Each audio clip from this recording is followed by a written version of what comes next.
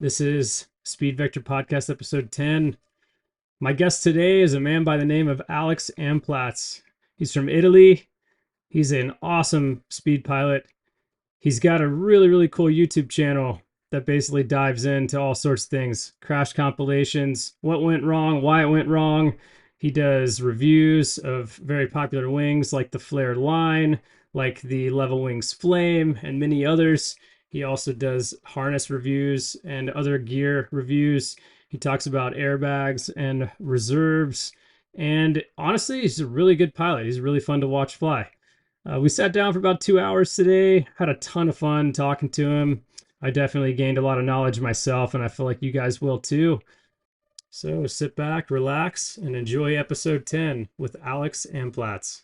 Episode 10. What's up, Alex? How's it going, man? Yeah, hi Victor. Thank you for inviting. It's really nice for me to be here.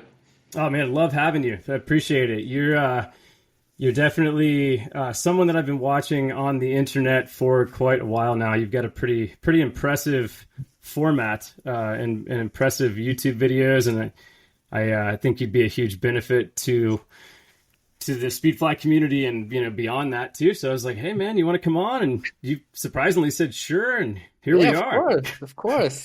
Thank you. First of all, thank you for your words. It's nice to hear, and yeah, of course, it's nice to be here. And I mean, if we can share information, everything that's valuable for a speedflying community, as you said before, there's not much information around, and everyone can enter the sport. There is not something you have specifically to do, and that's everything you have in addition is great.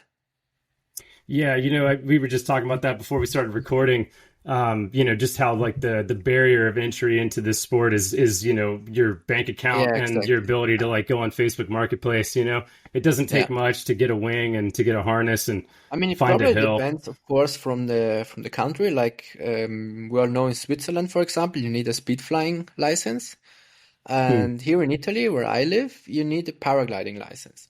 But I know that in many other places, you just don't need anything. For sure. Yeah, and just having that barrier of having to start paragliding first, which in my opinion is also the right progression to do, just gives you that little bit of more information, more safety, and yeah, better steps to go into the sport. Absolutely. Yeah. And your YouTube channel and your videos that you make really show, at least some of them, especially most recently with like the I apologize, I forget how you named it, but it's like the crash reels. Yeah, that shows combinations with error analysis. Yeah. Yes. So that is brilliant. And I'm not. I am very safety forward with all sports, to be honest. I'm not saying that like I'm a wimp or I'm scared, but I understand the ground is hard and gravity is always in play, and human bodies are not meant to hit the ground really hard. So I have a lot of trouble watching those videos that you put out because they make my body hurt. Like I see that, and it's really, it's great to see, because it's like, I'm learning something here. Like, oh yeah, okay, that's what a full collapse looks like 30 feet off the ground. Like that's terrifying. But yeah, man, they make me cringe. But it's so. I mean, it was at some point a bit intentional. Like I don't want today on social media you see everything. The perfect reel, the perfect TikTok, the perfect line flying as to grass from start to the end. You don't see a lot of fails, So I'm intentionally maybe bringing it a bit more aggressive. Like for example, on the crash, on the last part of the crash, you hear the pilot screaming, to give more that sense of what might happen, because things can happen. And very quickly. Yeah, things happen. They happen fast. And also they happen when you least expect it. I've told this story, and I'll keep it brief. I've told it on the podcast a couple times now, but I 3 months ago broke my leg and blew up all the ligaments in my ankle. Just at I've seen something on your Instagram. So it's recent. It's recent, okay? Yeah, that was how did that happen? June. Yeah, so super routine, beautiful flight, line 13, my favorite wing of all time, at least that I've flown, Okay. and did like a really kind of medium aggressive 90-degree turn, nothing too crazy, but it's like 100-meter swoop and come to the end of it, and I was trying to like carve to the left to keep going, and I didn't have quite enough energy, so I sank. And kind of like I was running the Fusion airbag for the first time actually that day, and we can talk about airbags later, but Yeah. I wasn't used to that, extra foot and a half of fabric underneath my butt, and it hit the ground and rolled me forward. So I put my feet down, and right as I put my right foot down, my toes caught in a hole, and it Okay. ripped my right foot like full 100 degrees, outward. Wow. And, instantly I was like, oh, I broke my leg for sure. It took 2 steps, plopped down, did the whole like, scream thing and all that. And then my buddy showed up and calmed me down a bit. And it turns out I ended up also rupturing all the ligaments in my ankle. So I had surgery a week later.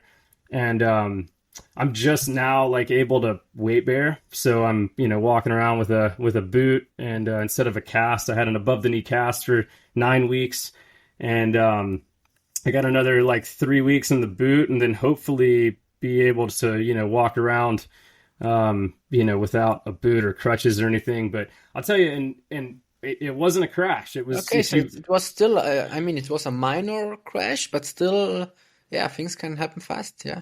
So Yeah, sad.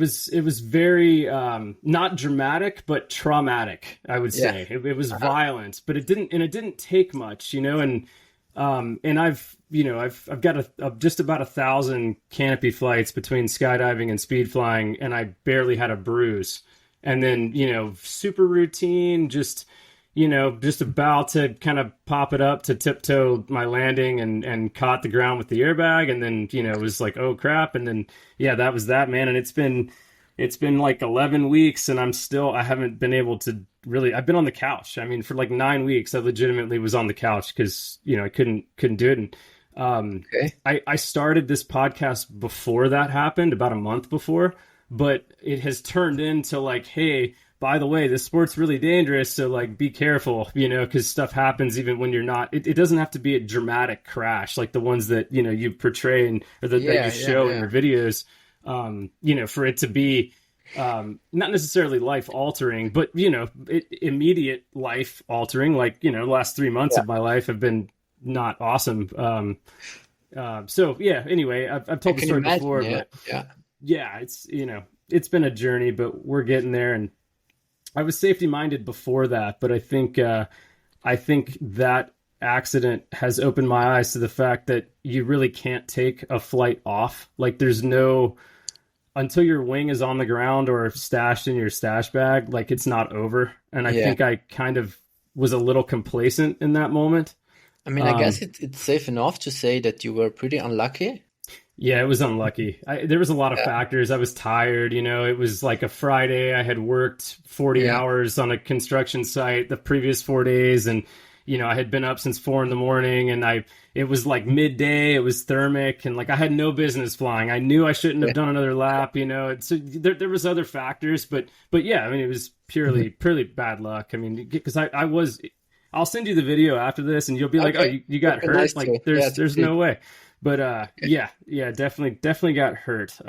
But it's all good, man. I'm alive. I have friends that are a lot worse off than me, from That's way great. worse crashes, and I'm thankful. I've tried to keep it in perspective this last 3 months, just being like, you know what, like it's gonna heal. It's just a bone. It's just ligaments. Like they grow back. It's all good. I didn't break my back. It didn't break anything bigger. Like it's in the grand scheme of things, it's just a speed bump in my life. So it's all good. But it does show the reality of the sports, these all sports, all air sports, really. Yeah. Sure. That like the ground is hard, and humans are not meant to hit it hard. So, uh, That's true. but Definitely. Yeah.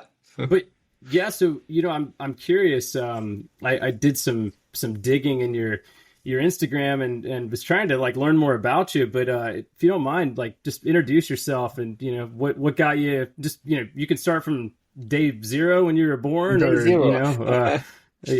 however you like. It's your floor. Yeah, day zero when I got introduced into speed flying was when I didn't even have in mind to start with it. Like there was a friend of mine, which unfortunately passed away in 2019 as a speed flying accident.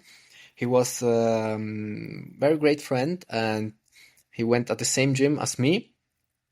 And he always came after the workout or during the workout. He showed me his videos. He was doing speed flying, and I got really impressed. But that was not the point where I said I want to try it too. Like for maybe a year, I've never had that idea to start too. And then during the end, like mid of 2019, he was saying, "Yeah, one day I bring you with a big paragliding wing, like so you can test to take off on a small hill, you know." And yeah, that's when I started playing with the idea in mind to start paragliding and later go into speed flying. And it was when he passed away that something in my head clicked and said, I don't know why, but I have to do it. And that was the beginning. Then I started with my paragliding course, took the license, and that was that was on when COVID came. So later everything was closed for like 9 months here in Italy. And because I work as a personal trainer at the gym, so the gym were the ones that were closed more than anything. So I had a lot of time to fly. And that's when I took my paragliding wing on 2 to 3 hike and flies a day. Like I tried to do around 10 flights a week. Because of that period, I managed to make a lot of experience, a lot of flights. That was my first half year of flying. First with a 21 and then later with a 19-meter paragliding wing. When I felt comfortable enough, then I switched to a 16-meter mini wing and took it for another half a year.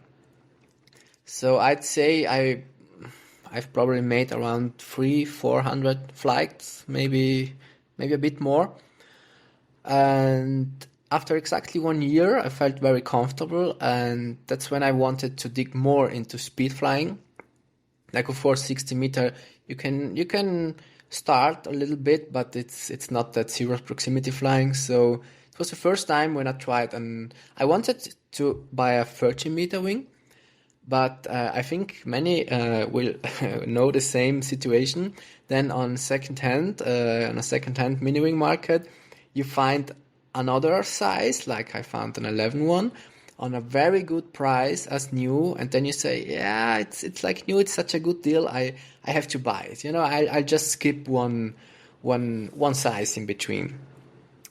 And that was exactly after 1 year. Everything went well. I made a lot of flights. I was flying the 11 Flame, was it, very comfortably.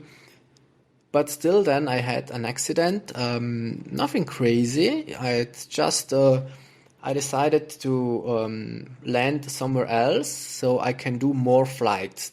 I wanted to train. I didn't even have a camera with me because I just saw it as a training.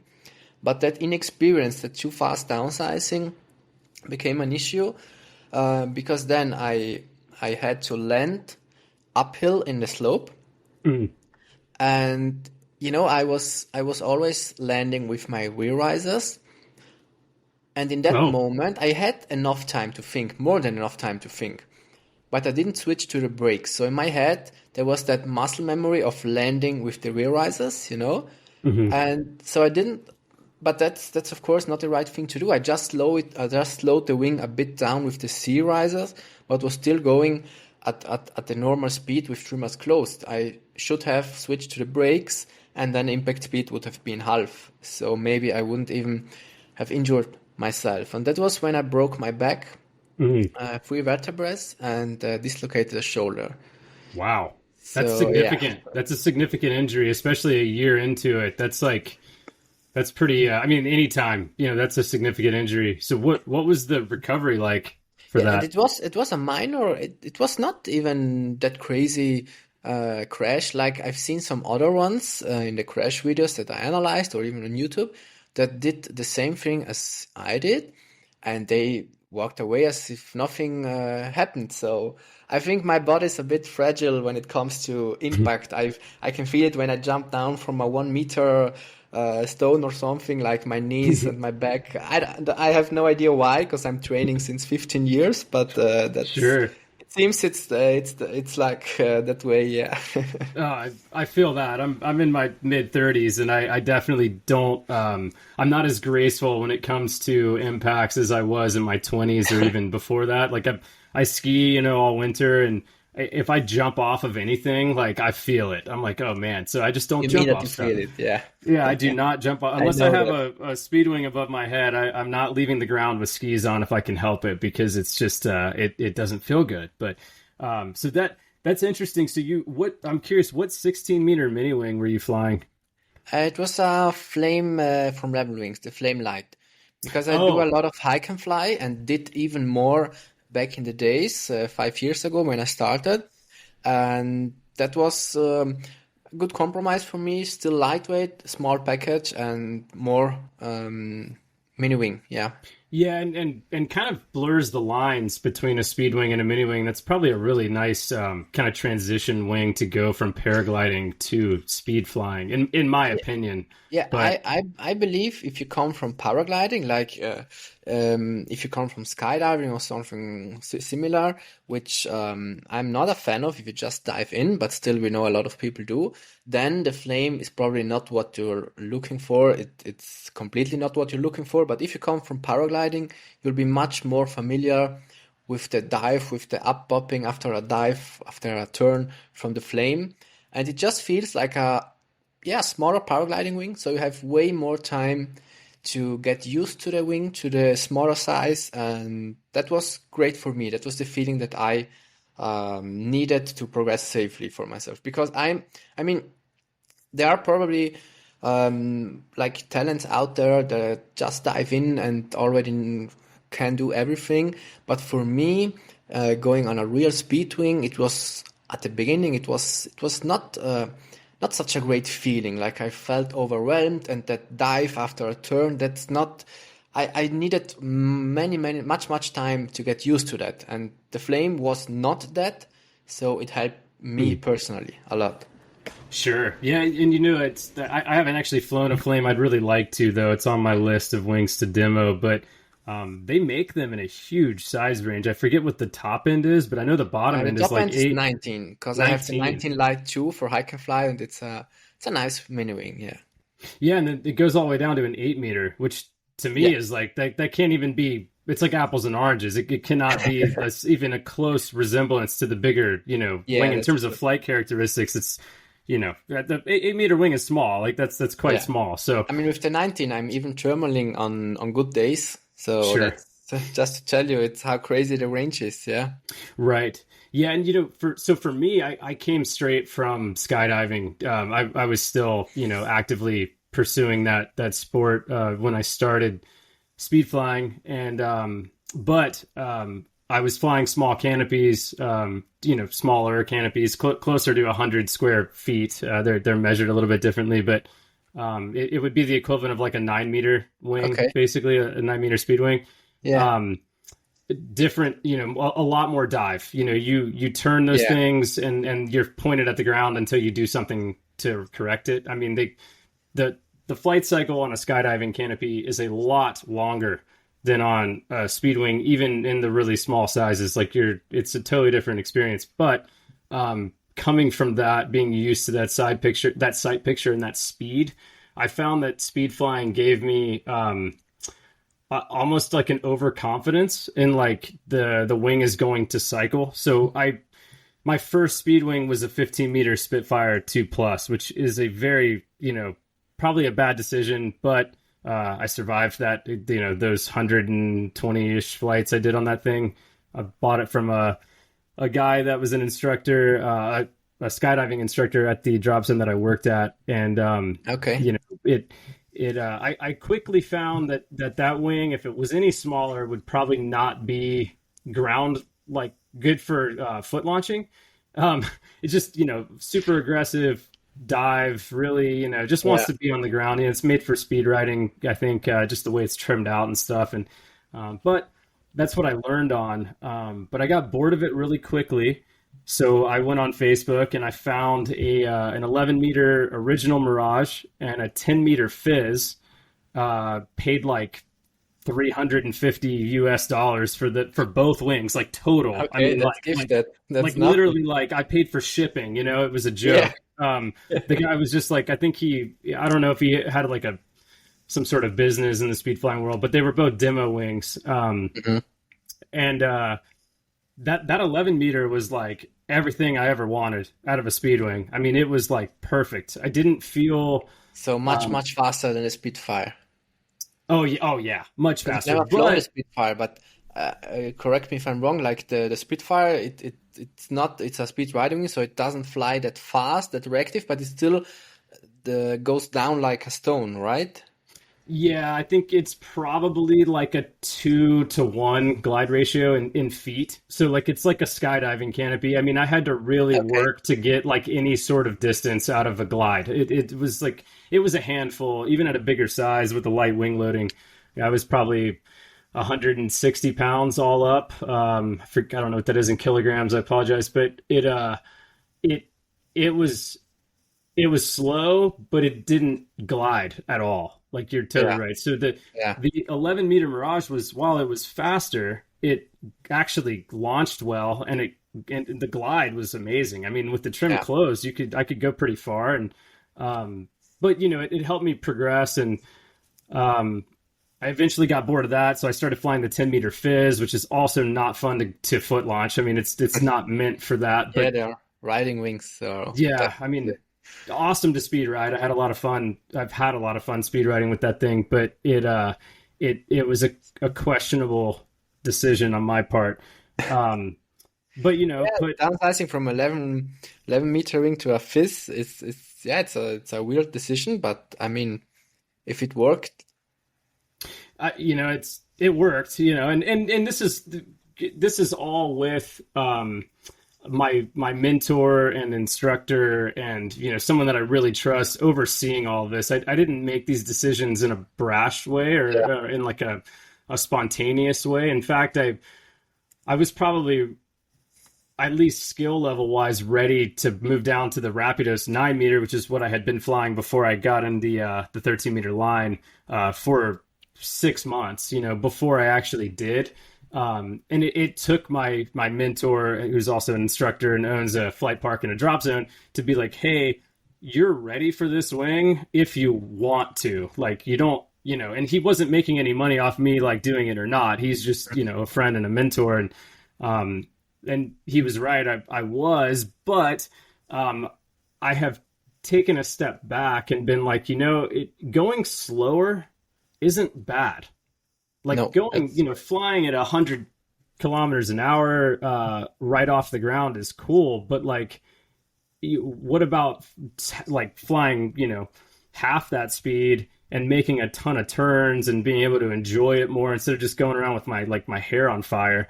But I love to swoop. That was kind of what I was the path I was going down in the skydiving world, and that's what I like to replicate in speed flying. And so to me, it was like, oh, smaller canopy, faster swoop. Like it'll be fun, but maybe not the best, you know, choices, especially considering, I've only been speed flying for about a year and a half now. I've been skydiving since 2019, I want to say, maybe 2020. It was like right around COVID.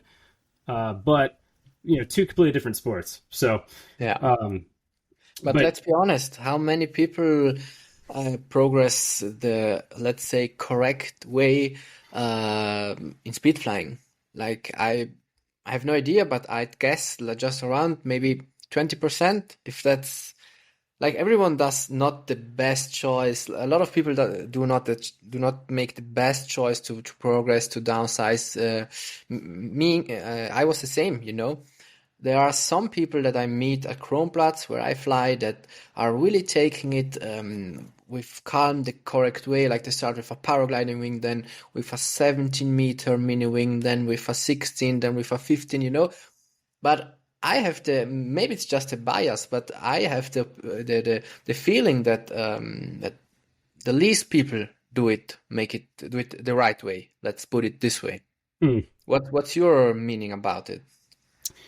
I struggle with this question because I don't think that there is a way to put it on paper and be like, this is the truth when it comes to downsizing and people's kind of ability to fly smaller stuff. To me, it's like, it's totally dependent on the person, and it's totally dependent on their I want to say like goals, like what they're okay, not goals, but why they are doing it, why they Yeah, want to be flying a, that's the right thing put to it, ask.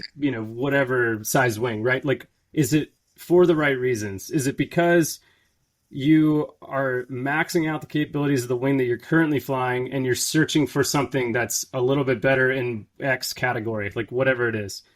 That would be a good reason, right? Like Yeah, you've done everything you can possibly do on the 16-meter Dragonfly. Okay, cool. Let's put you on a 15-meter 2RS or a 15-meter R3 or whatever. Fill in the blank.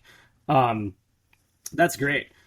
Where I see the biggest concern from an onlooker's perspective, and I say this with a caveat, I'm not trashing younger generations mentality. I've met a lot of people in their late teens and early 20s that are doing it correctly. But with that being said, that generation is all about like the Instagram and the TikTok, and the whatever, blah, blah. Like, if you're doing it to get more attention or get more likes or to get sponsored or to get some sort of recognition, that's where I think people get tripped up and they end up getting hurt or dying because let's be honest, it's really freaking cool to see Jamie Lee or Patrick Hennessy or Joey flying a 5.9 meter wing in a slot canyon. Like, it's the coolest freaking thing in the world. But what people yeah, fail to realize is that is like 1% of the 1% that should be yeah. doing that and that are That's doing that and surviving. It's such a fine line between getting the clip that you're looking for Instagram and dying when you're playing that close to terrain going 100 miles per hour. It's just like it's crazy. But people see that and they're like, oh, that's what I have to be doing to be like those guys. But the truth is you don't. you don't. You're not becoming. You can post as much as you want. You're not becoming the second Jamie Lee, the second Valentin Deluc. That's just a reality. You just, even if you have 20, 10, 20, 30,000 followers on Instagram, this doesn't guarantee you a sponsoring. And what many people don't know is that a sponsoring or being a team pilot or pro partner or whatever doesn't guarantee you a free wing or free equipment. Like most of pilots just get the wings for like the dealer price.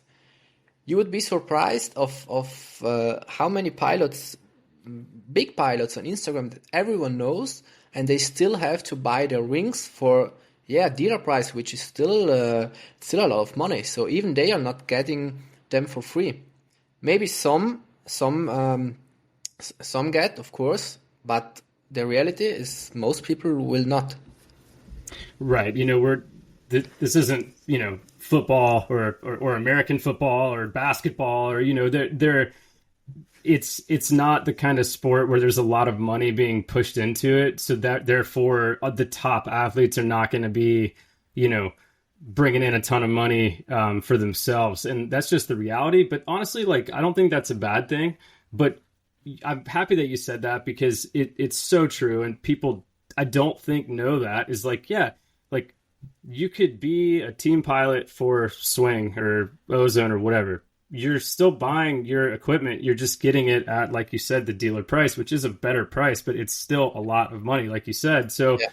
it's like to keep things in perspective in that regard is important. And to be honest, I'm not against people posting their clips on the internet. I mean, I do it. And like you said, it could just be for them. I honestly do it for myself because It's kind of like a place. It's like a bulletin board that's virtual. I can put up a video of me, flying on whatever day, and it's there and it's going to be there. And I can go back in 6 months or a year or whatever and be like, hey, that's what I was doing on this day. And look at what I'm doing now and like compare it. It's just Yeah. like a way to not lose it in my photos app on my phone, because stuff gets lost and it's like, oh, okay, yeah, I mean, that's buried. Yeah, Um, and that's okay. I mean, a lot of people do it. Just what I meant is like if you enter, if you post, if you film everything with the reason in mind that I want to get sponsored. Like I know some people, a friend of mine, for example, like if you start with that mentality, you you're really risking everything because you need to push or you subconsciously push more and more like nowadays doing a ground loop barrel roll at the landing. It's with the parakites it has become I'd say standard. I I'm not doing it myself. I won't, but I'm seeing so many on Chromplats. Like if there are 10 speed flying pilots a day, at least three of them make ground loops, barrel rolls while landing, or even barrel rolls inside the slope, which is pretty flat. So the it has become very, I'd say, common. And to compete with those crazy pilots, if that is your goal, then you really risk to risk everything for maybe nothing because you probably won't even get the equipment for free. That's the message that I wanted to tell. Yeah. So of course, if you post just for yourself, or it's okay. I do it too. No, that's what makes us enjoy the sport. That's a good thing. Absolutely. Yeah, absolutely. Yeah, it's interesting. I've been seeing a lot of clips lately of people doing ground loops, and I was wondering if it's just because, the algorithm is showing me them now because I've been watching them, or if there actually are more people doing them There regularly. are And way more people doing it. Way right. more. And is it because of the advent of like the line? Or is it just because people are seeing like the mega pros do it and they're like, oh, I want to do that too? I mean, what do you think? Well, I'd say that in general, the wings are getting way more energy and everything. So even normal Hmm. wings, it gets like for a few years, it was very uncommon to do with normal wings. Now you can even do it with normal speed wings. But with the parakites, it really got way easier. So I'd say I don't want to say that it's easy, but if you know how to manage with how to retain your energy at the landing, how to make a barrel roll perfectly, then it's not that hard. But I've seen so many pilots doing it like not once or two or three times because they desperately want it on camera, but on every flight, on every landing. And even if it got easier because of the wings, because of the energy that you have with a parakite, pushing it that much can sooner or later, yeah, get you into trouble. That's my opinion. For sure. Yeah, and I mean, man, the the technology of these wings exploded in the last few years. It's hard for me to pinpoint the exact like, year or the exact wing where things changed, but it's like, flying that original Mirage like I was talking about earlier versus this 9 meter Rapidos I have, which was still manufactured in 2020. It's not a new wing. It's not the R3X. It's not it's not the line. It's not a whole bunch of other wings that are newer. But just the difference between those two wings, as far as like efficiency goes, like energy retention, the recovery, how much how long you can push a swoop, like how long you can retain energy is remarkable. I mean, it is Yeah. like it's so hard to quantify because it's like it's off the charts way better. Hmm. Um, and with that comes more, the more ability to not have to be as precise to do these crazy maneuvers or not crazy maneuvers, but do bigger maneuvers. Like I don't think a barrel roll in the right environment is a crazy maneuver on these wings. They're designed to fly in any configuration as long as you're keeping the energy. Yeah.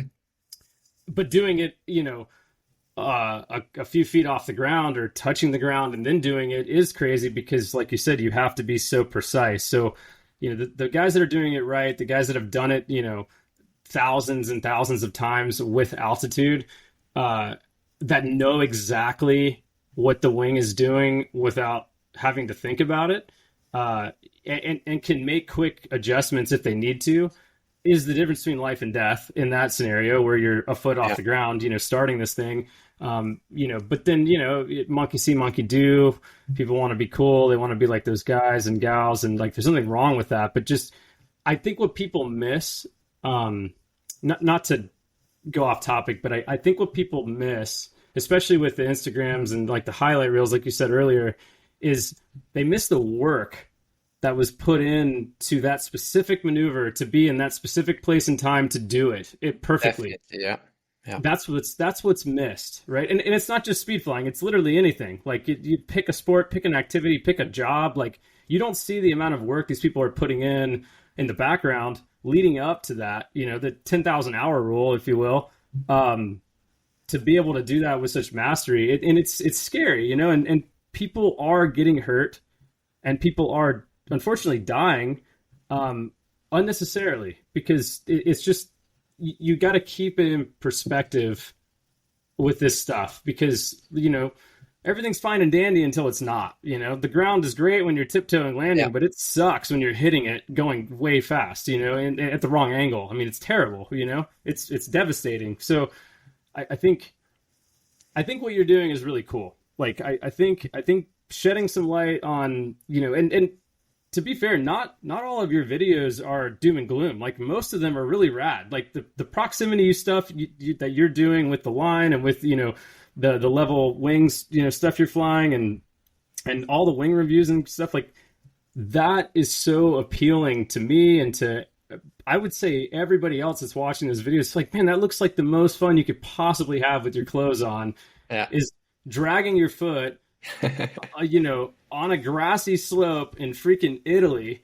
It's like, holy crap! Like that is the dream, Yeah, right? I'm doing So that a lot lately. I really got addicted to dragging my foot free through snow and grass. It's you get yeah, addicted very soon. Yeah. sure, yeah. I used to love it. I don't think I'm gonna do it now, just based on the injury I just had. It doesn't take much, but I respect it.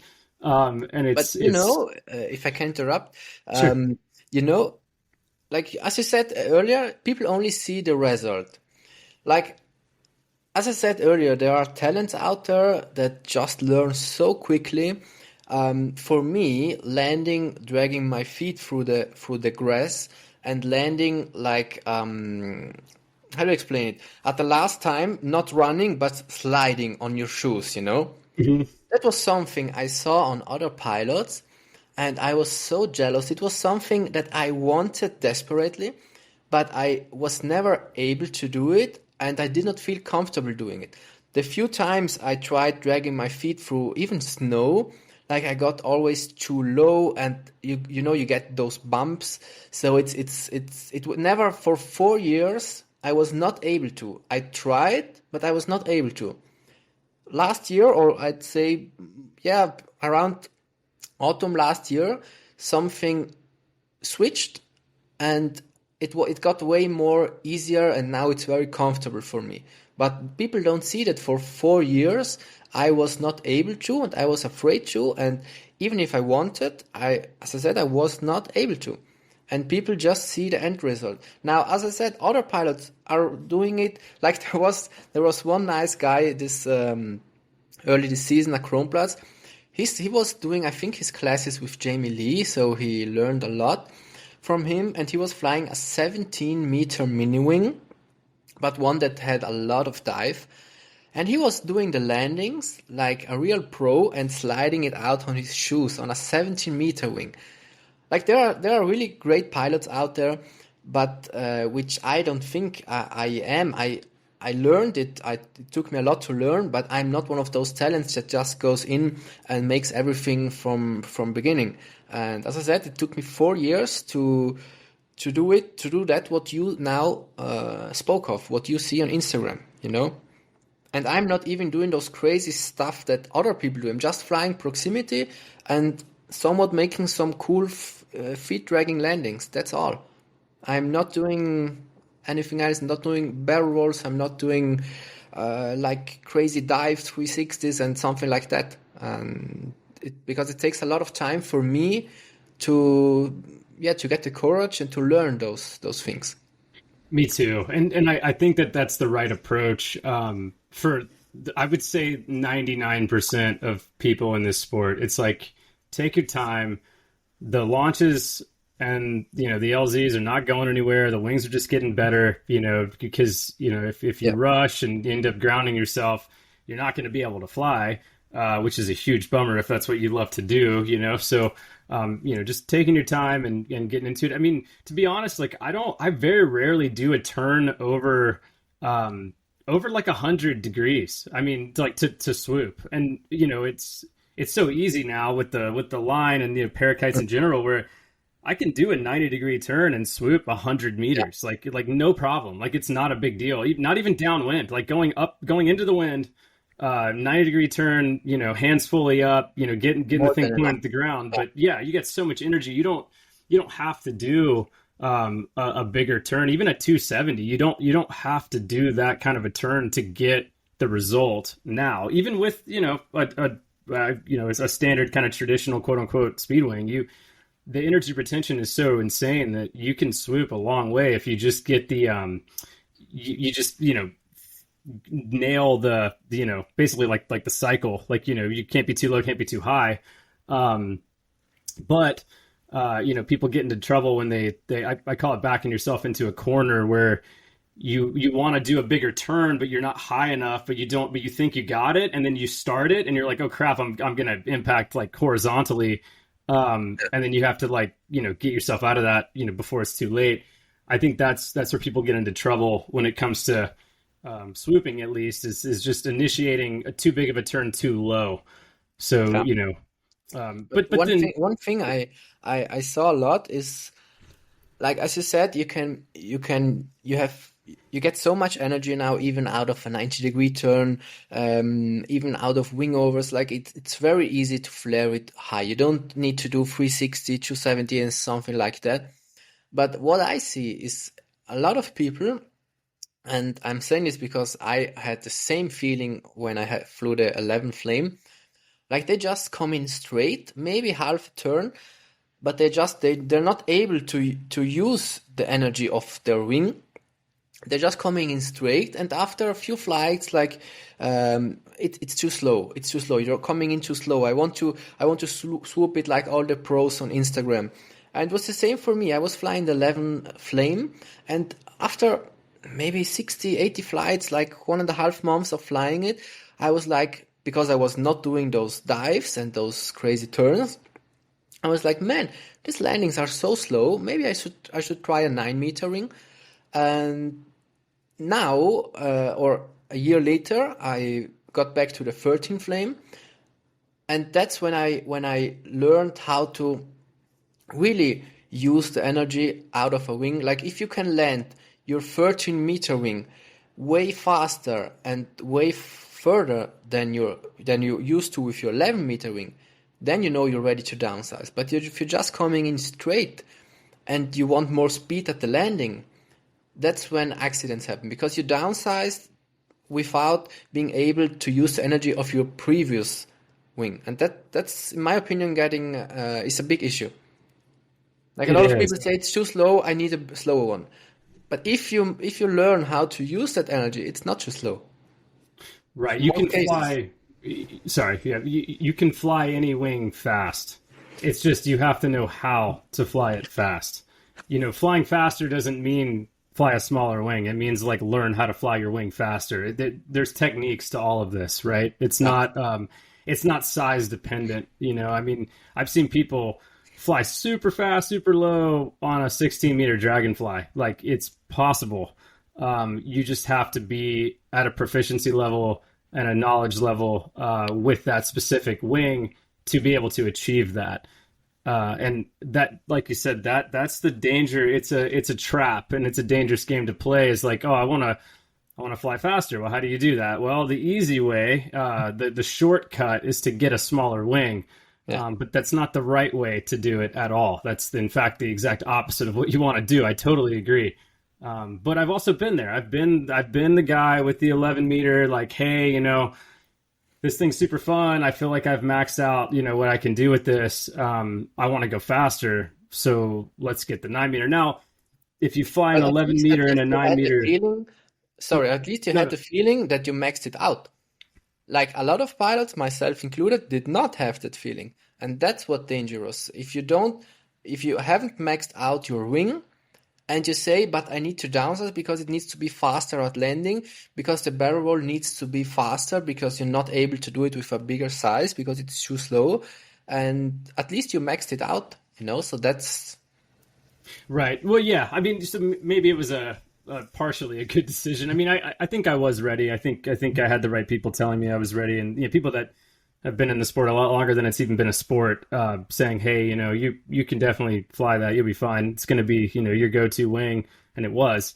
I think I did it right, but at the same time, you know, there's nothing wrong with flying a bigger wing. Like, I think people think it's like cool. I will say it's nice. It's really nice handling a 9 meter versus like an 11 or a 15 or even a 13.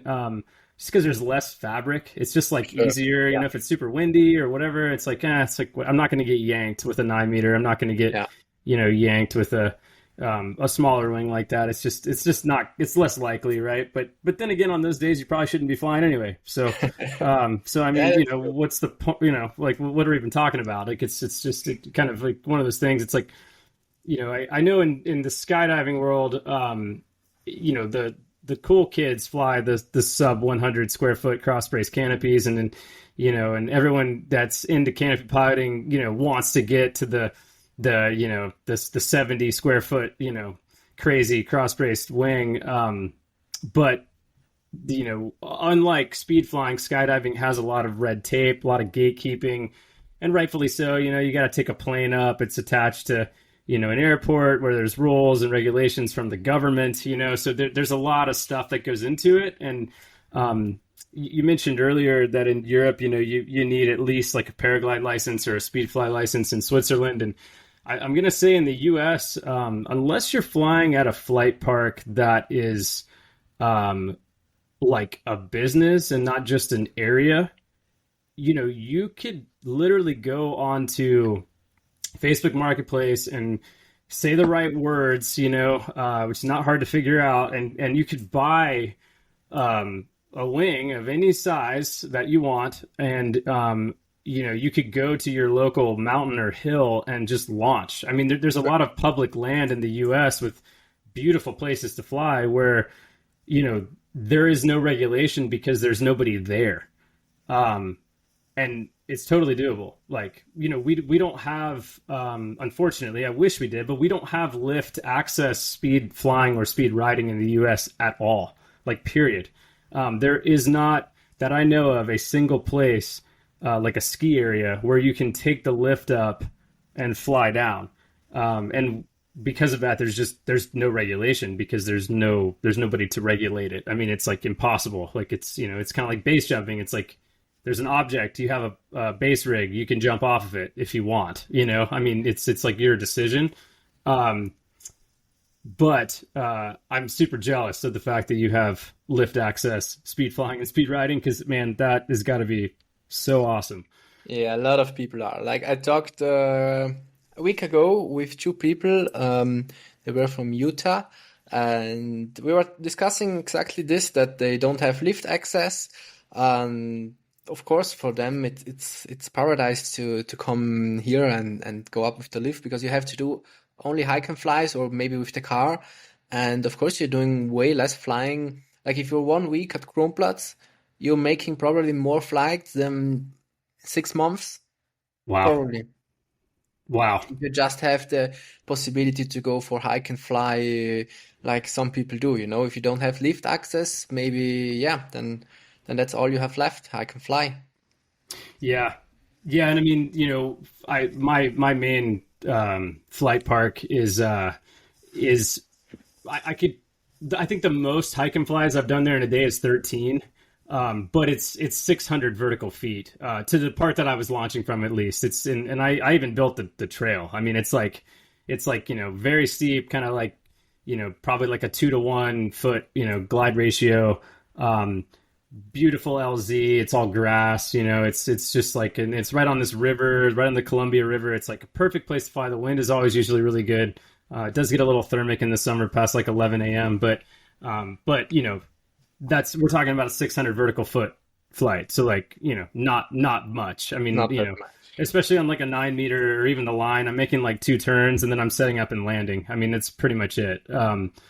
If you want to go up higher, there are higher launches, and there's a road that goes up, but this side by side shuttle service is kind of the move. But it takes time, and Yeah. it's not like you're landing and stashing your wing and hopping on the gondola and taking it back up. Sure. How many? And you're definitely making way less flights this way. So if you ask people how long do you fly, and they tell you, yeah, 2 years, or how many, like maybe beginners ask other pilots, how long does it take for me to get to this level? Well, it took 2 years for me. Yeah, 2 years, but with lift access, so maybe 30, maybe 40 flights a week, a month, and I know so many people that do make 20 flights a year, 30 Mm, flights a year, 40, which still is okay if you don't downsize, if you don't fly two small wings. If you just paragliding or mini wing flying or speed flying with bigger wings, then it's probably okay. But most see, as we talked earlier, they see the stuff on Instagram, on TikTok, and they want to fly the same way, so they want to downsize quickly. But if you don't have lift access, everything goes way slower. So if it took another pilot 2 years, maybe it can be 4 years for you. And that's right. what a lot of people don't understand. It's not just the years you fly, but Yeah. the flights you make. I think like number is important, but not everything. I think like currency is important, and also just having like a good head on your shoulders, like not taking unnecessary risks, not doing things that are going to put you in a position where you've got to make quick, split second decisions and inputs, and to Yeah. continue flying and survive. But man, 20 or 30 flights a year would bum me out. That is depressing.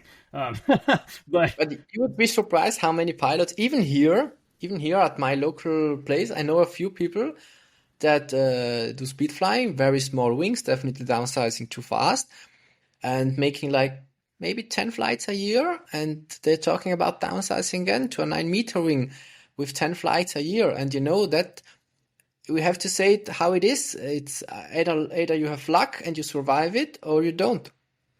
yeah, and that's the reality, I mean, Yeah, 10, that's the 10 way it is. like that's like, dipping your foot into the deep end with, piranhas and sharks trying to eat you. I mean, that's not a good way to do it.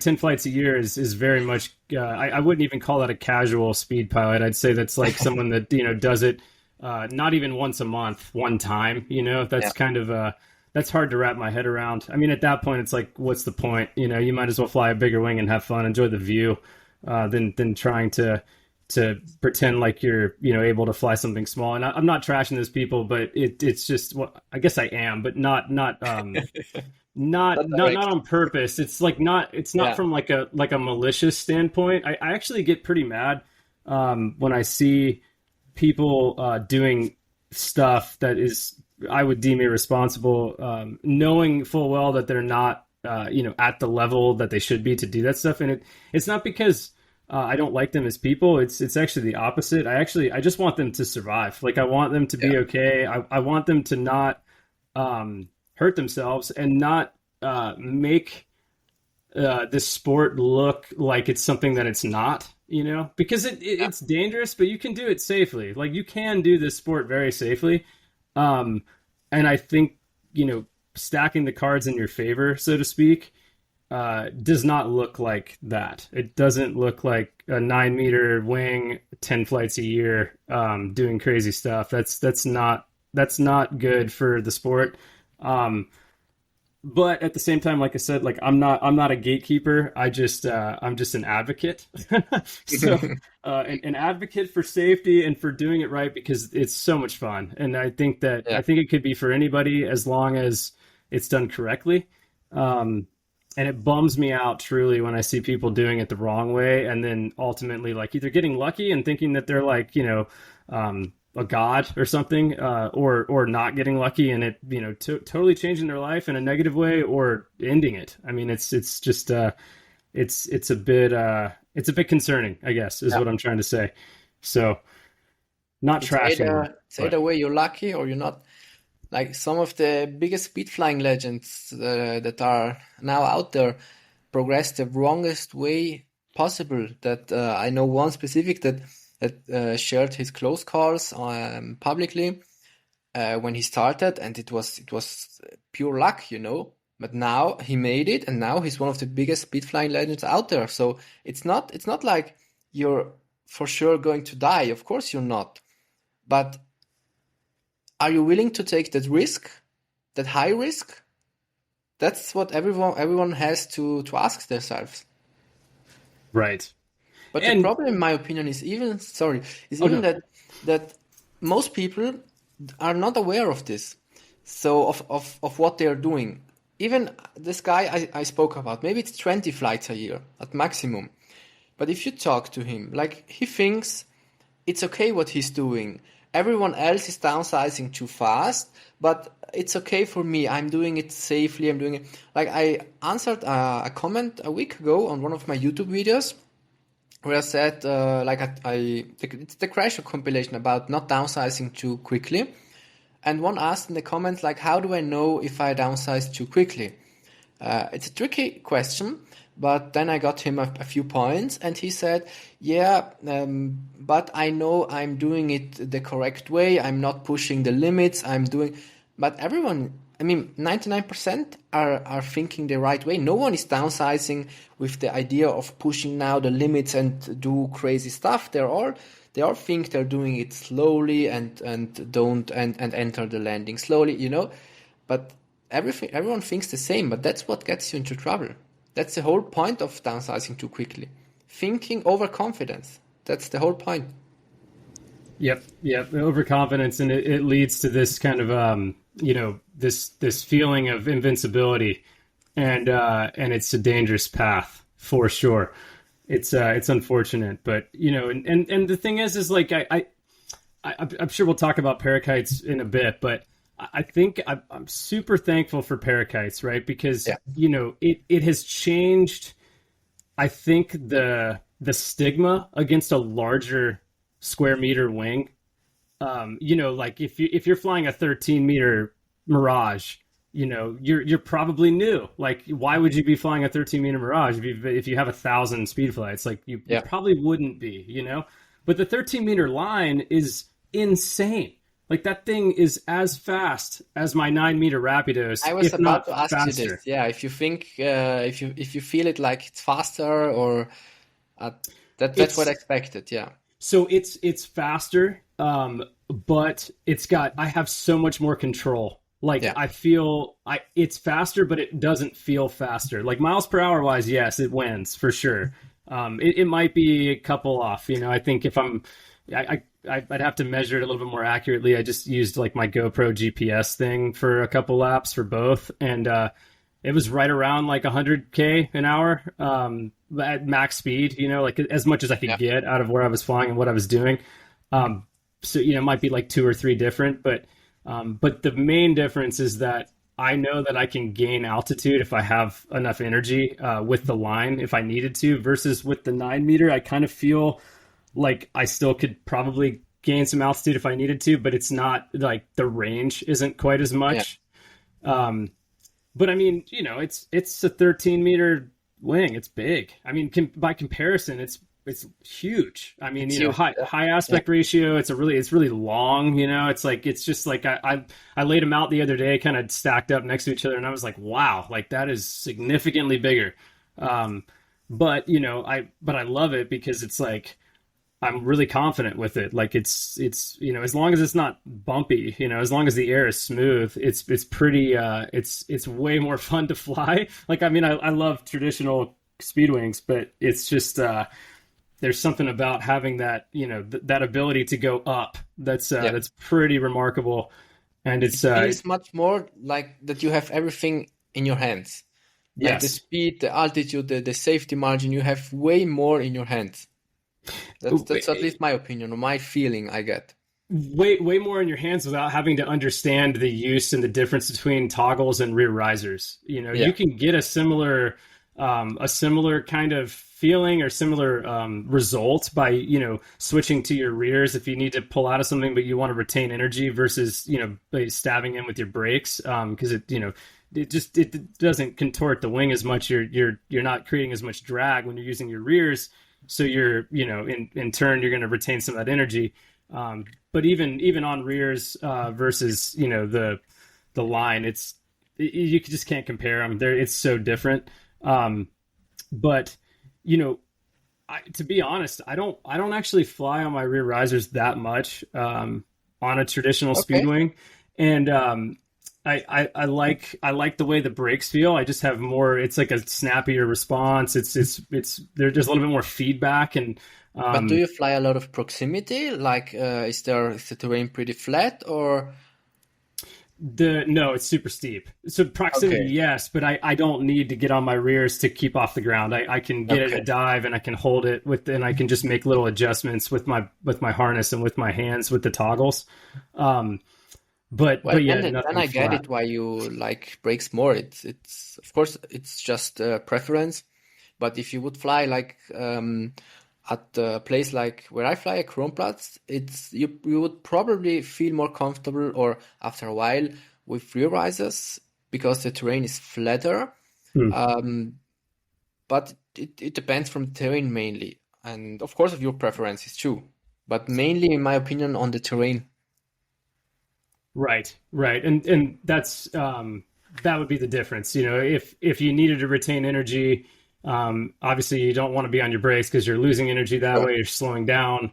Um, you know, they aren't called brakes for nothing. They Yeah. they do they do slow you down. I mean, truly, and quickly if you're not paying attention. But yeah, rears are it's definitely something I want to start doing more. And it's so funny because skydiving I was like all rears until I was going into land. I mean that was it. But they act. It's really hard to stall a skydiving canopy, and even when you do stall it, it's not like a speedwing or a paragliding stall. It's like they just kind of get mushy and weird, and they do some like weird shakes. But it's not something where you would be in trouble necessarily, as long as you're not within, I don't know, 10 to 20 feet off the ground. You're probably okay. Um, but yeah, But that's I wanted to talk to you about rears because you've got a really cool video on your YouTube that kind of breaks down the difference between flying on rears and flying on toggles, and I think it'd be valuable if you want to dive into that a little bit. Yeah, for sure. Yeah, that I wanted to add that I find it good that you're flying with your brakes more, because you said you're coming from skydiving, and a lot of skydivers, especially those who don't get instruction, they just dive into the rear riser flying because they're Hmm. used to it. Um, in the last crash compilation, like I made a video or the last videos, I generally analyzed the rear riser flying with the brakes. And Alexander from Pro Speed Flying commented, and he said that everything is just a symptom because of people um, flying too quickly with their rear risers, because especially skydivers are used to. And he said that you should stay 1 year on your brake toggles and learn everything with them, and then transition to rear risers. For those who don't know Alexander from Pro Speed Flying, he has a speed flying. He's a speed flying instructor, so has a Yeah, lot I of love his experience. videos. He's awesome. Yeah, Yeah, yeah. And let's be honest, how many people fly a year on their brakes and then transition to rears? I I would say don't think very a lot of few, people. very Yeah, few. very few. Yeah. Especially skydivers. If you come from paragliding, then you probably use your brakes more. But I'd say I'm the same opinion. A lot of people. Now we can argue about if you can transition after 6 months, 9 months, 12 months. Again, it depends from your experience, from your teacher, from how many flights you make. But still, the message should be clear. You should learn flying on your toggles first, because then you have a way more natural way of switching from rears to brakes, better muscle memory when it's needed. Right. Right. Because they do act totally differently, Yeah, and your brakes are going to save your life. It's going to slow you down. It gives you more authority. yeah, If you did need to dig yourself out of a hole, the brakes are definitely the ones to do. In fact, one of the first clips you put up on that most recent video, I think it was the crash compilation, like number 6, part 6, yeah, if I'm not mistaken. It's this guy coming in, does kind of a low 90 into like a parking lot, and he's on his rears, and then I don't know if he yeah. switches to his brakes, but he like slides into a car. It looked horrific. I mean, I was like, man, Yeah. there's no way that dude's okay. I mean, that Um, was one extreme. That was he ditched speed flying himself, and immediately dived downsized to an 8 meter speed wing. And he was coming in like with trimmers closed on his brakes. Then he panicked, got on his rears with trimmers closed. Then he got again on his brakes, and that's what happens. That's the extreme scenario. I'm happy that he sent me that video, because there are not a lot of videos where you really see that. Like, it's a bit of a pity that I don't have my crash on camera, but it was the same thing. Like, even though I did 1 year of paragliding, a lot of flights, of course on the toggles, then my first speed wing, or the 60 meter, I don't count it as a speed wing, so my first 11-meter speed wing, after just a few flights, I went to rear riser flying, as I said earlier, and I was comfortable, I was doing it great, but I did not have that muscle memory developed enough to think correctly. Things go wrong, and that's why I stayed on my rear risers before the impact. And that's probably what Alexander from Speedflying was talking about. Yeah, right. And I mean, it's a tool to have in the toolbox, right? It's a good thing to have, but you have to know when it's appropriate and when it's not Yeah, appropriate to use. Versus the brakes, probably always going to be the right tool if you need them. Like, I mean, it's kind of like you can't really go wrong unless you're flying in shallow terrain and you need to retain energy. It's probably, you know yeah, but if you're in shallow terrain, you need to retain energy, and you think you can do it on your brakes, maybe it's better just to land. I mean, honestly, like maybe that's the better outcome at that point, is just land in the shallower terrain versus trying to like, squeak through it, with your brakes. I don't know. I guess it just depends on the situation. But I like that rule of thumb. I've never really been a big fan of putting like like you need this number of flights or this amount of time. But I think that having like a general like, hey, 1 year of experience, which could look totally different yeah, based on the person, like you said, if you've got a 600 speed flights in a year of quality, that's different than the person that has 100 in the same amount of time, right? It's totally person dependent. But having like a no kidding, like 1 year fly on your toggles, I think it's smart. And I think that, I mean, it gives you um, an idea at least, and it makes you aware that maybe there is something more behind, that I should not immediately switch to the rears. That's the whole message. And as you say, not a fan of 1 year or putting timelines, but every progression should be different. But at least you have you have that awareness. exactly. Yeah, exactly. I think it's like, it's just one of those things, and I have no judgment on that guy that hurt himself in the parking lot there, in that video. But it showed, not necessarily that he didn't know what he was doing, but that he had sensory overload. He's Yeah, going really fast. He's flying, definitely. Yeah, close to the ground. He's landing in a spot with a lot of hazards. To go from your brakes to your rears and back to your brakes, all that shows is sensory overload, not necessarily not knowing what he was doing. Like, I try not to judge people when I see them make these mistakes in split seconds, because people react differently to stress, and that's a high stress yeah. moment in time. So no judgment towards him. I think it's cool. I was actually going to ask you how you source these videos. So people send them to you? Yeah, it depends. Okay. So on this specific guy, he saw the first parts. Um, there are a group of people. They had like so many crashes, and Okay. he reached out to me and said, "Hey, we have a lot of crashes." So like you said before, you're not judging him.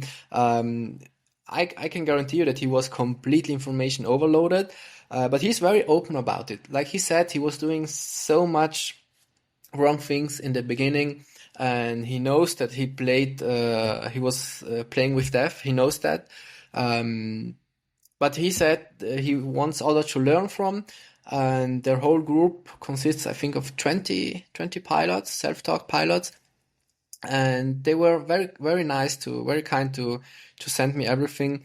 So some people send it to me, others are filmed by friends of mine, or were friends of mine, or people I know, and others again, like there's one Facebook group on Facebook.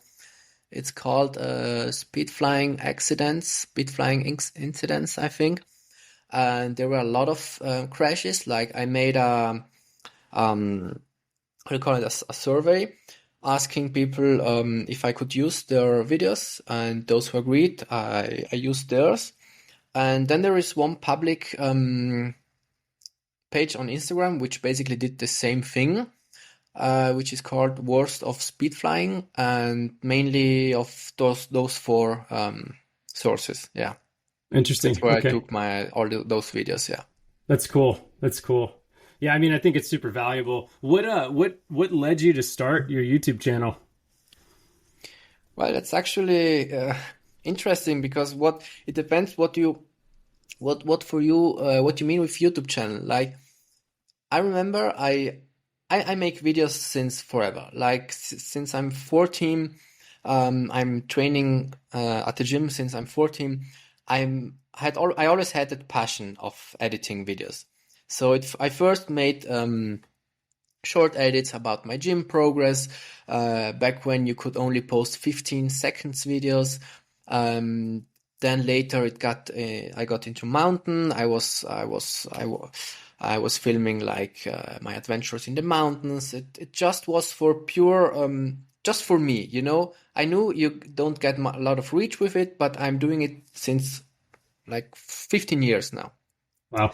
And no, it was around COVID where I said, okay, why should I not upload my videos that I made for Instagram also on YouTube? And that's when I first started YouTube, if you can say it this way.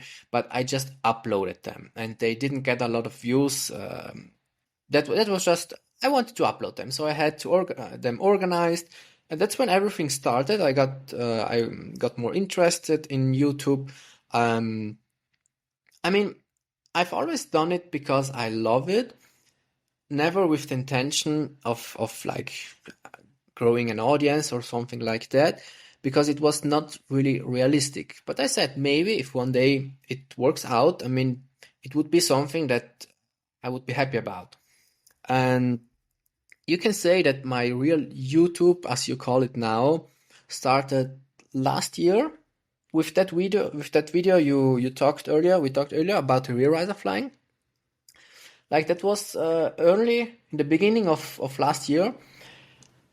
I found out that information for myself for the first time, like the rear riser flying, like if you open the trimmers, if you pull them down, what happens? Like that was new for me, and that was such valuable information, even if it's obvious, but it was so new and valuable for me that after a while I decided to just make that video and put everything well together.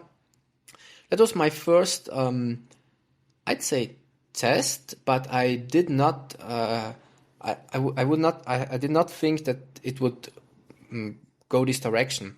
Like my intention was to make just this video, because I'm not an instructor. I'm not the craziest pilot. I'm not the one that has the craziest knowledge. But so that was everything I had to offer, and I gotta be honest. I was a bit scared, or not just a bit, because you know you're just I mean, a pilot that is not even that great at flying, and there are all these speed flying legends, all these people, and yeah, I made that video and posted it in a Facebook group of speed flying, and the feedback was so good that I was really happy about it. I did not expect it, and that's when I thought, okay, maybe I could make some more safety videos. But I think the next one was made like 6, 7, 8 months later. So it's not something I actively do. It's whenever I have time, whenever I have a topic where I think I can give some added value, then I just make it. So that's what got me into it. Let's say the first video that got that crazy feedback and that added value to the community. Let's put it this way. Did not meant to add such a value to the speedflying community, and seeing it really gave me that motivation to, yeah, maybe cover some more topics. Right. That's what Yeah, got me into it. that's really cool. Yeah, you know, that video stands out in my mind because not only do you explain, you know, the differences, you know, in terms of flight characteristics and stuff of, you know, flying on rears versus on toggles, but you actually do a really, really good job of showing what the wing does when you open up the trim, like how the risers stack versus lay flush with each other, you know, Yeah, or, you know, lay in a line versus like a diagonal downward facing line.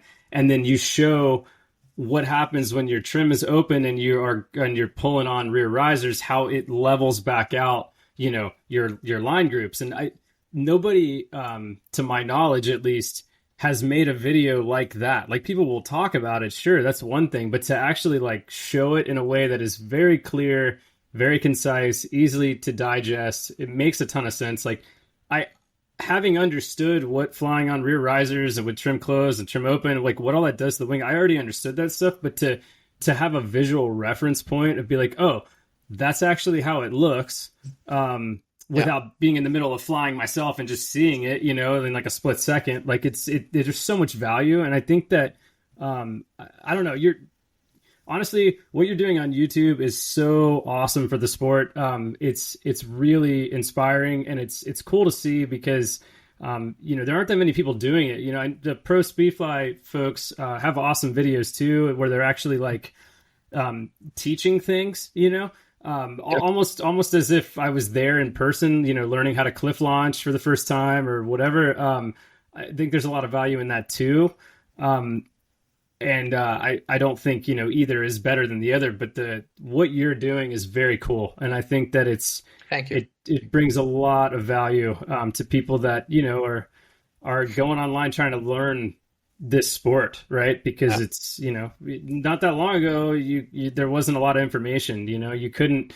There was nothing. Yeah, Nothing, like zero. I mean, zero. yeah, Like, you know, maybe your friend had done it a couple times and, you know, yeah. they throw you off a little hill or something. I mean, you know, it's tough it was tough to find. And by a long time ago, not that long ago, like within the last 5 years, you know, it's definitely ramped up quite a bit. I think with popularity, but also with just the content that's out there to learn. Because I Yeah. feel like most people, are, you know, YouTube university types in, you know, in like, you know, generations, you know, after us, and, you know, maybe the millennial generation might be where that started, but you know, a lot of people go to YouTube to learn stuff. It's just easy, right? I mean, it's not easy because you have to sift through all the BS, but you know, if you want to learn how to do anything, you can pretty much find it on YouTube.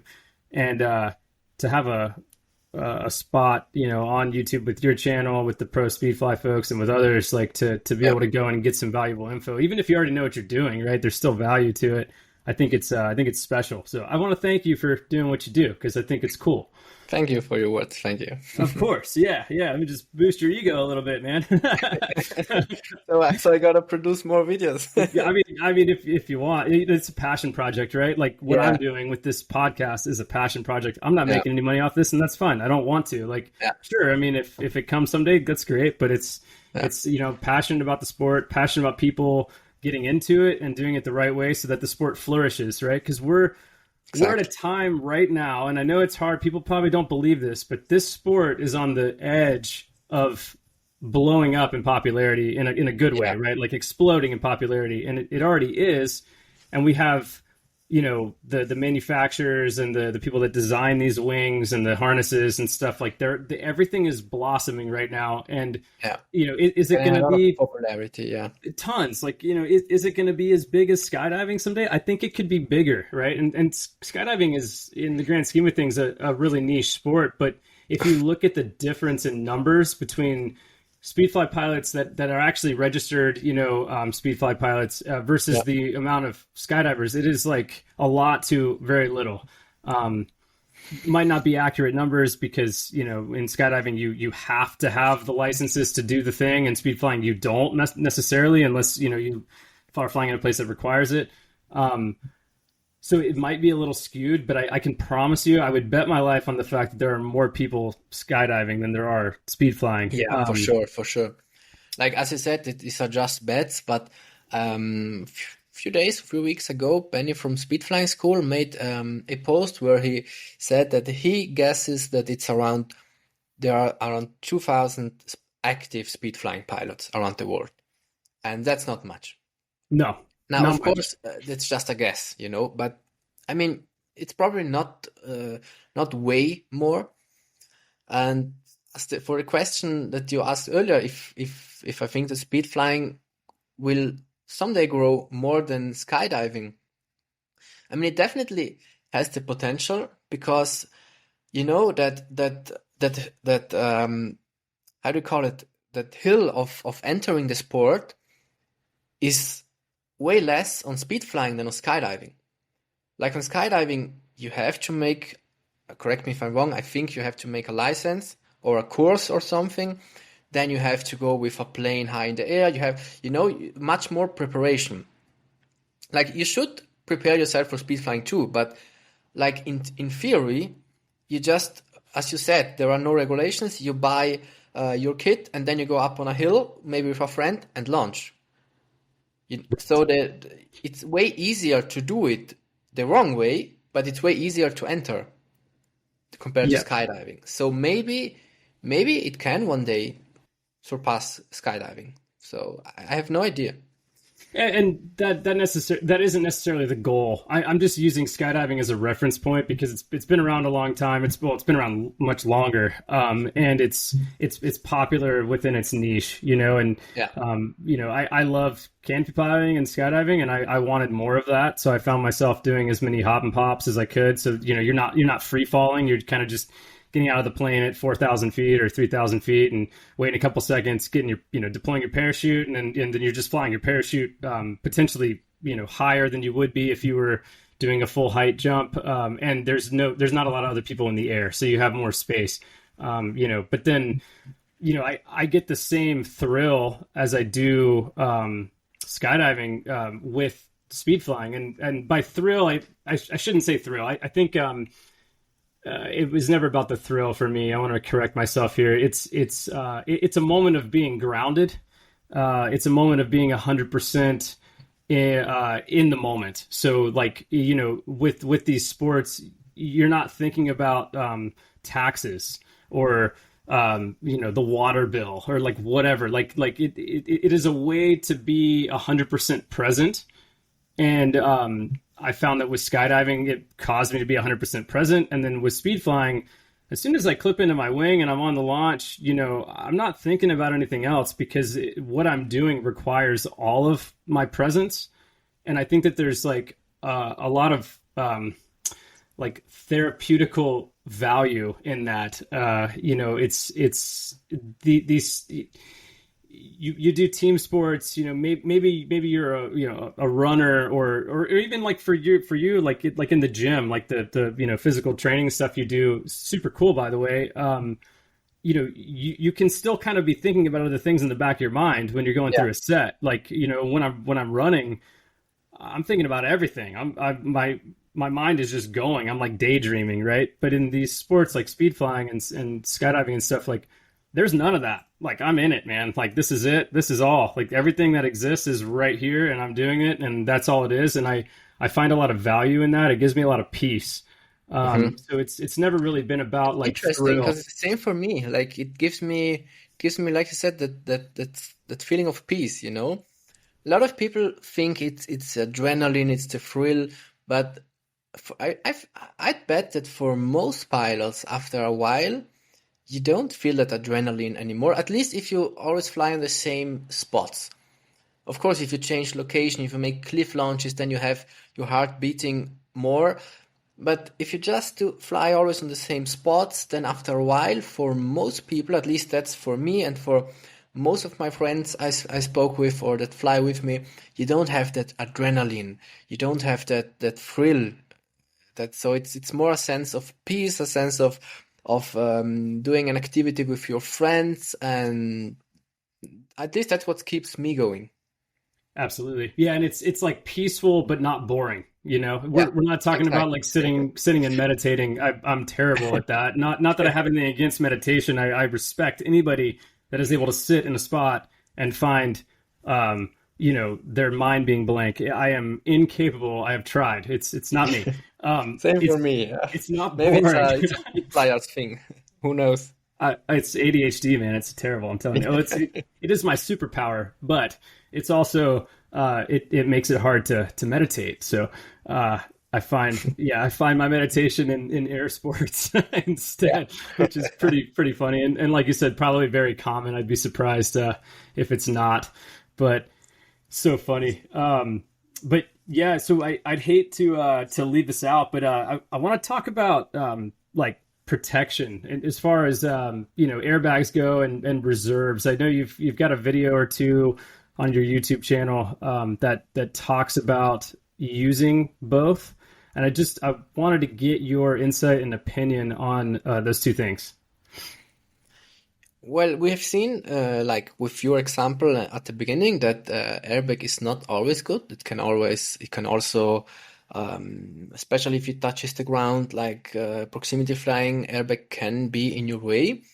But at least in the beginning, I think an airbag is a must-have because there are so many things that can go wrong, and you really should not fly 10 centimeters above the ground if you just started.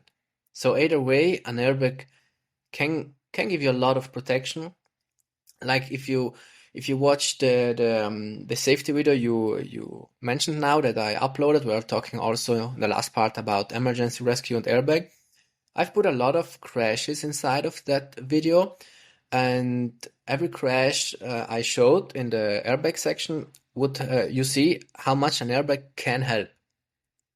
And I know, for example, Benny from Speedflying School, like he told me last year, there were so many accidents happening that now it's mandatory in his lessons. If you take lessons with him or Speedflying School with him, it's mandatory to use an airbag and an emergency rescue. So it definitely can help you a lot. And I have a lot of examples that I could show you on video if you watch, as I said, those videos. And for example, last week I made a hike and fly in a different area, and I was flying with the 13-meter flame, so not the smallest speed wing, but still 13-meter. It has some speed. There was not much wind on the top, but it was in a different valley from my place, so I did not know exactly the wind. And at the landing, there was the whole valley that was going downhill. So for some reason, the wind accelerated there. Hmm. I was going so slow, even with the 13-meter, and I immediately recognized that I was not able to go to reach the landing area near the parking lot. And I was just at the last part, I was just the last 100 meters, I was just going downwards like a rock. And you know, the more you go on the brakes, the more you go down like a rock. Hmm. And I did not have a lot of time to think in the last part. So should I land I knew I'm going down very fast and it's going uphill. Should I land on my ass because I had the airbag, or should I land on my feet and maybe distort an ankle? I mean, that's always a possibility with that high speed, sinking speed I had. So I decided to just land on my protection, on my airbag, on my butt, and I still felt the bump. So without it, maybe I would have broken something. That was one example after a while where nothing, where I didn't never got a lot of time where I did not got into situations where I would need one. But here I was really happy to have one. Now, of course, don't take the extreme crashes, but I'm talking about those who might get you into break something. Here, the airbag really makes the difference, and that's a fact. Oh, there he is. I'm back. He's back. Little technical difficulties there. Basically, what I was saying is I watched I watched the video of on your channel of you talking about like airbags and reserves, and I was up for a new harness, so I ordered the Fusion and I got the harness or the airbag included with it. And the first day I was running it was the day I broke my leg, and I take full responsibility for that because it although the airbag is what caused me to roll forward and break my leg, it was my error for not accounting for that fact. And so I don't blame you. I don't blame Level Wings. But I will say that I was surprised at the lack of like solid integration with the standard airbag from Fusion to the or from Level Wings rather to the Fusion harness.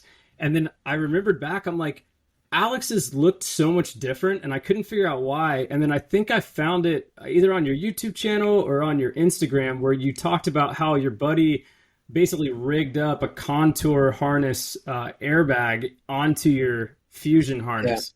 yeah, Uh, exactly. That was I was always telling when I spoke about airbags in that video too, or in other videos. I'm always saying that there are not, or there were not many good options available. So in theory, it should be a must-have for beginners, and in theory, it's always a good thing to have one.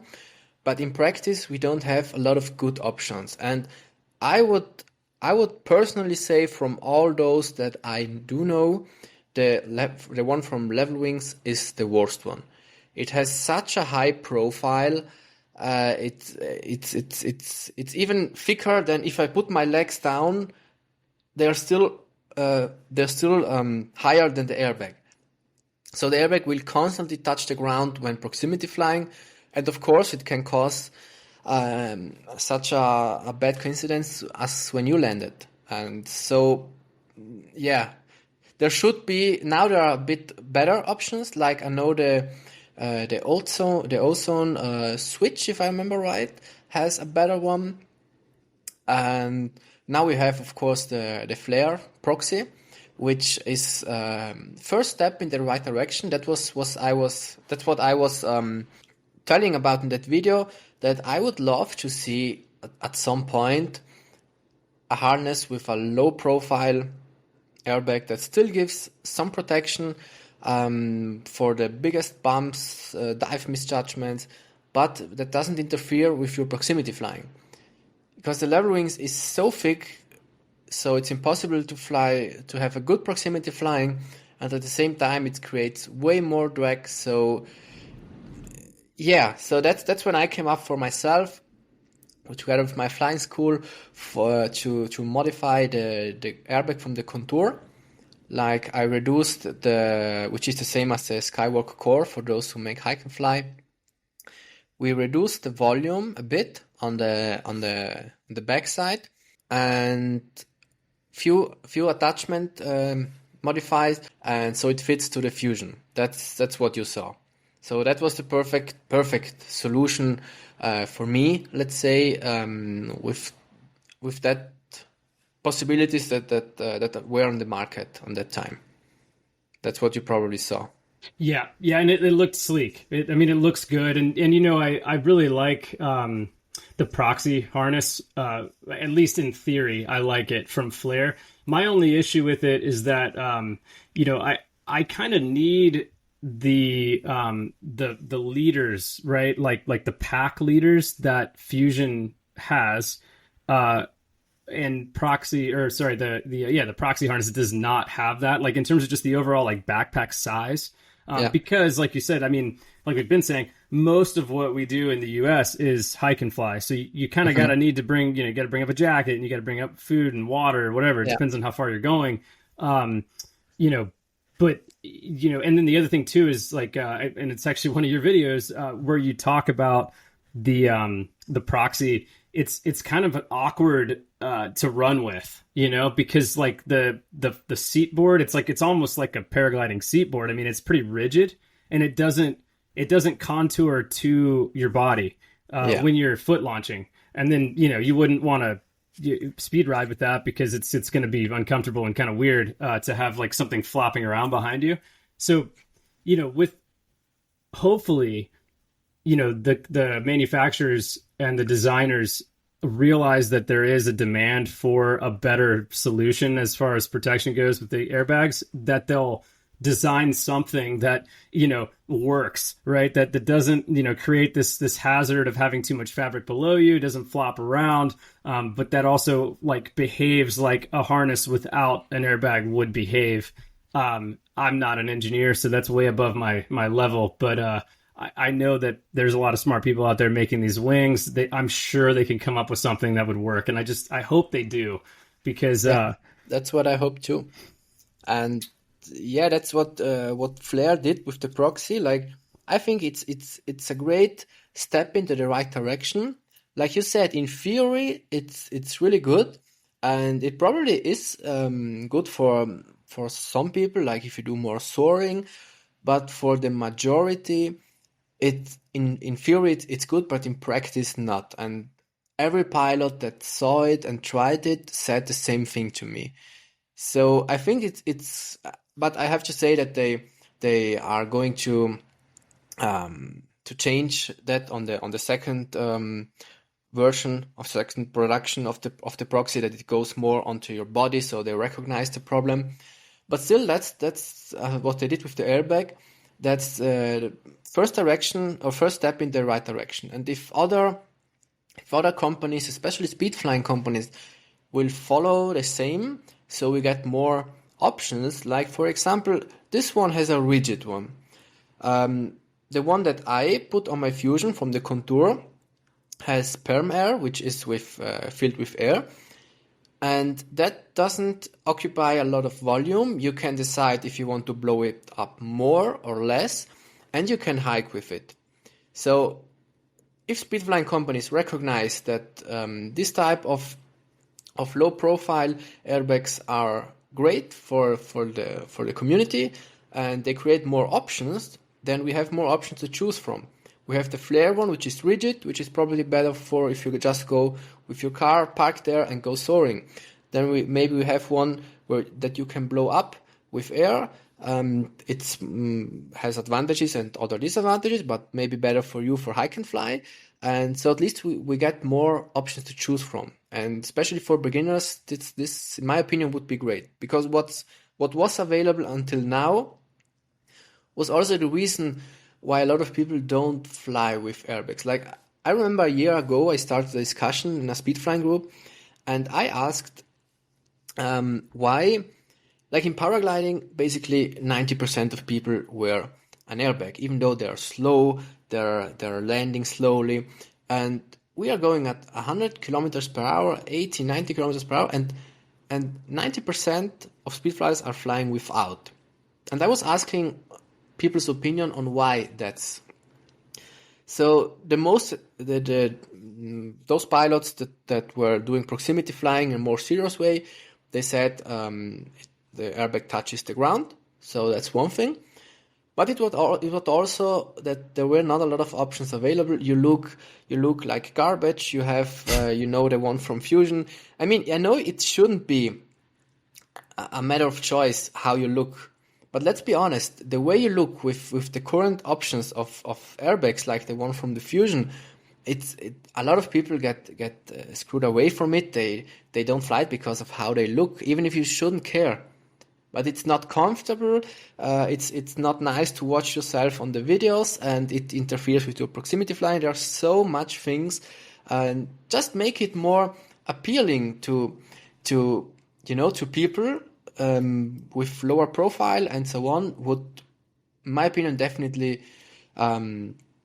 make it more accessible, and so that more people use it. Because if there aren't the solutions, and you have to come up with a solution yourself, like I did, a few people do it, but the majority won't. And that would be great, in my opinion, to see in the future. So more support from speedflying companies in that way. Yeah, and I think style definitely matters. Like, I mean, honestly, I mean, it's true. In anything, style matters, and people pay a lot of attention to that, like whether they know it or not. Especially, yeah, our egos are ridiculous, man. It's insane. I'm speaking for myself here, but but no, I mean, so yeah, that thing, it was $200, 200 US. It's bulky, it moves around, like it just isn't for how good the Fusion harness is, and it's my favorite harness. I mean, I've flown a Brave 3 for a while, Brave 4. I haven't tried in the Ozone harnesses yet. I'm going to probably demo the Fluid Wings harness here, hopefully whenever I can fly again, hopefully in the next month or so. And but I'm always going back to the Fusion. Like, this thing does it right. I think with the exception of lacking a belly band, that threw me off because I came from a Brave 3 and they've got this like really, industrial clip that's like from like the skydiving world basically as a belly band, and it kind of just it doesn't affect whether you're going to fall out of the harness or not. And it's honestly like pretty much just for the launch where it gives me the warm and fuzzies. But the only thing I have against the Fusion, and that I might actually get rigged up, is a belly band because it doesn't have one. I think they give you like a weird like lanyard thing that you can attach to like the cross the lap thing that's like attached to the leg straps, and then like the little backpack like chest strap thing that you could probably find on a Walmart brand backpack. I'm not trashing Level Wings. It's just how it looks. It's like, this is going to keep me in this thing. Are you kidding me? That's my only knock on that harness. But beyond that, I love the adjustability. I love how it looks. I love how it's so sleek. Like everything packs away nice, but it's still a huge backpack for when you're hiking. And I'm like, and then it comes in the mail. And I'm looking at the Airbag. I'm like, this is the best that they can do. Like, really? Like this harness is sick. And that's the Airbag that they say that comes with it. Like, there's no freaking way. Like, there is a huge gap in the research and development or the technology or something. Like, even just like clipping it onto the harness is hard. Like, it's like these weird loops that are too small, and you got to like put this big. It's just dumb, And I love Level Wings. Like, I'm a big fan of their wings, I'm a big fan of their harness. Like, but I'm just looking at that like, man, like, you got to be kidding me. But yeah, anyway, I hope that with demand and more people in the sport, excuse me, and more schools requiring that students have airbags, that they see that there is value in spending the money and the time to research and develop something that's actually going to work, that doesn't suck, and that doesn't cause injuries, right? Because while I do take full responsibility for what happened to me, I can say with all honesty, and I'm almost 100% certain, if I did not have that airbag on my harness, it would not have happened. So it has pros and cons. Yeah. But if you would have had one with a thinner profile, with an aerodynamic profile, then probably it wouldn't have happened. Wouldn't have happened. Yeah. Yeah. Because I remember when I bought the second version of the Fusion, the V2, back in 2020, it was still the same airbag. And even on the first one, that on the first video they released, I think in 2018, something like that, they still have the same airbag. So they don't put research into it because probably there was not a lot of requests, but maybe this will change in the future. I hope so.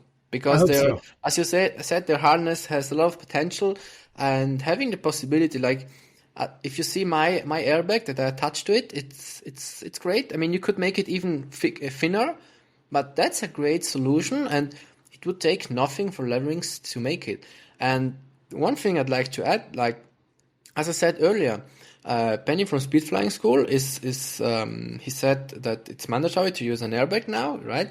So if more people have to buy one, then companies, Leverings would also make money out of it. Like a lot of his students fly the Fusion, at least from what I see. And I remember after he saw my stitches, he asked me how I did it, and he made some for his students too. So there is interest. Like at least all the students that now have to buy one.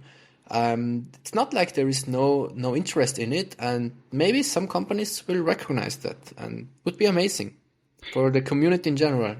Absolutely. And I'm sure that paragliding went through a similar kind of period of time where the airbag technology and the form fit factor, whatever, wasn't quite there, because they haven't been around forever. Airbags have not been around for that long. I'm not sure how long, but I can guarantee you that there was a point in time where most people that were paragliding were not flying with them, and then all of a sudden they were, and then the companies had to then catch up. Like the technology is already in existence, right? I mean, you see it in that world, but more importantly, and probably more relevantly, you see it in Flair's proxy harness. Like that airbag is perfect. And I mean, while the harness might not be perfect for what we're using it for, right? Unless you're soaring, like you said, that doesn't mean that it can't be manufactured in a way or manipulated in a way that makes it work well for what we need it for, right? These people already have this information, they have the knowledge. It's just a matter of getting it into production. And I'm not a great businessman. I know this stuff costs money. I know it's time. I realize that, and stuff takes time, right? But my hope is that that is what's going on, and we just don't know about it yet. I guess we'll see. But eventually it's going to have to catch up, right? Because if like you said, if it's a requirement, people are going to be buying them. We don't, it needs to be better. Because I mean, I'm all for having a little bit extra fabric under my butt if it means like getting to fly tomorrow if I screw up today. I mean, it's like, to me, it's like a no-brainer. It's like, yeah, why would you not? Like, why would you not have something that doesn't affect you negatively? That can only help you. The right thing that doesn't affect you negatively. Right. And I think the proxy from Flare is the first one that really, I mean, of course, a little bit of downside maybe, but I don't think that it interferes in any noticeable way with your flying. Sure. I don't think so. Well, I mean, it's so sleek. Like it's, if as long as you don't have your toes pointed out in front of you and your legs straight, your legs are blocking it. It's not like it's creating drag, or any more than your legs would. I think different story with the Fusion, airbag, like you said, but that's, we've already established that's probably not the way to go anyway. And I don't think the Brave 4's airbag is any better. It might be a little bit smaller, but I don't think it's much different. I haven't seen it in person, but it's I don't know about, I've never seen it with the airbag. Let's see if I can find some images. It looks kind of big, like way less bigger than the Fusion one that runs from Fusion. Sure. But still not ideal. So maybe probably okay for beginners from what I see here from the images. It's not that thick, but still way too thick for experienced pilots to use it every day. Right. And at least that's what it looks like from the images I'm seeing right now. And roughly the same price point too. I believe they're right around this. I was looking at both harnesses. I think the Fusion might be a little bit more expensive, but it's not much. They're in the same ballpark. So, but the really lightweight stuff is kind of what people have been demanding, I think, with the explosion in popularity of hike and fly over the last handful of years. And I think that's kind of the way the companies, went was, hey, we want to make like a super lightweight harness that is like doesn't even have a backpack, and I respect that too. It's just the opposite end of the spectrum. I'd rather have a harness that has a lot of space in it that I can carry stuff like my wing and whatever, versus having to like run a second like a backpack and then have my harness. Just too much stuff going on, too many clips and snag points for lines and all that. So I think But you simple see is better. here it comes to the point where we have a lot of option to choose from. So you choose whatever suits you best.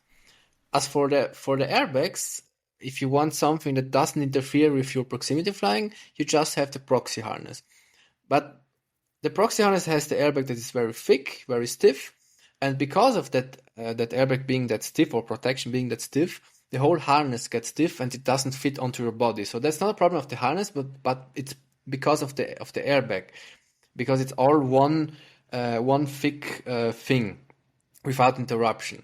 And if there is if there would be more options available, then maybe we have a similar harness, like with on the Contour with the Perm Air technology.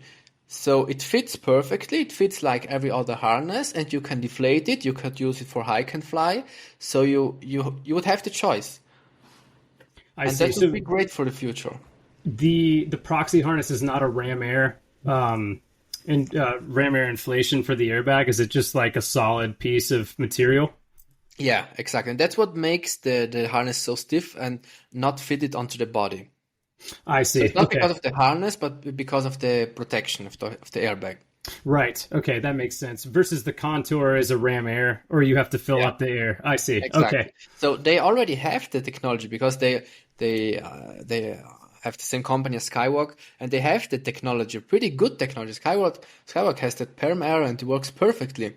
So of course it's just advantages, disadvantages. If they made it perm air, then maybe people would complain, "Oh, I have to blow it up every time I go to fly. I want one that is always already in position, you know, so you can't make everyone happy.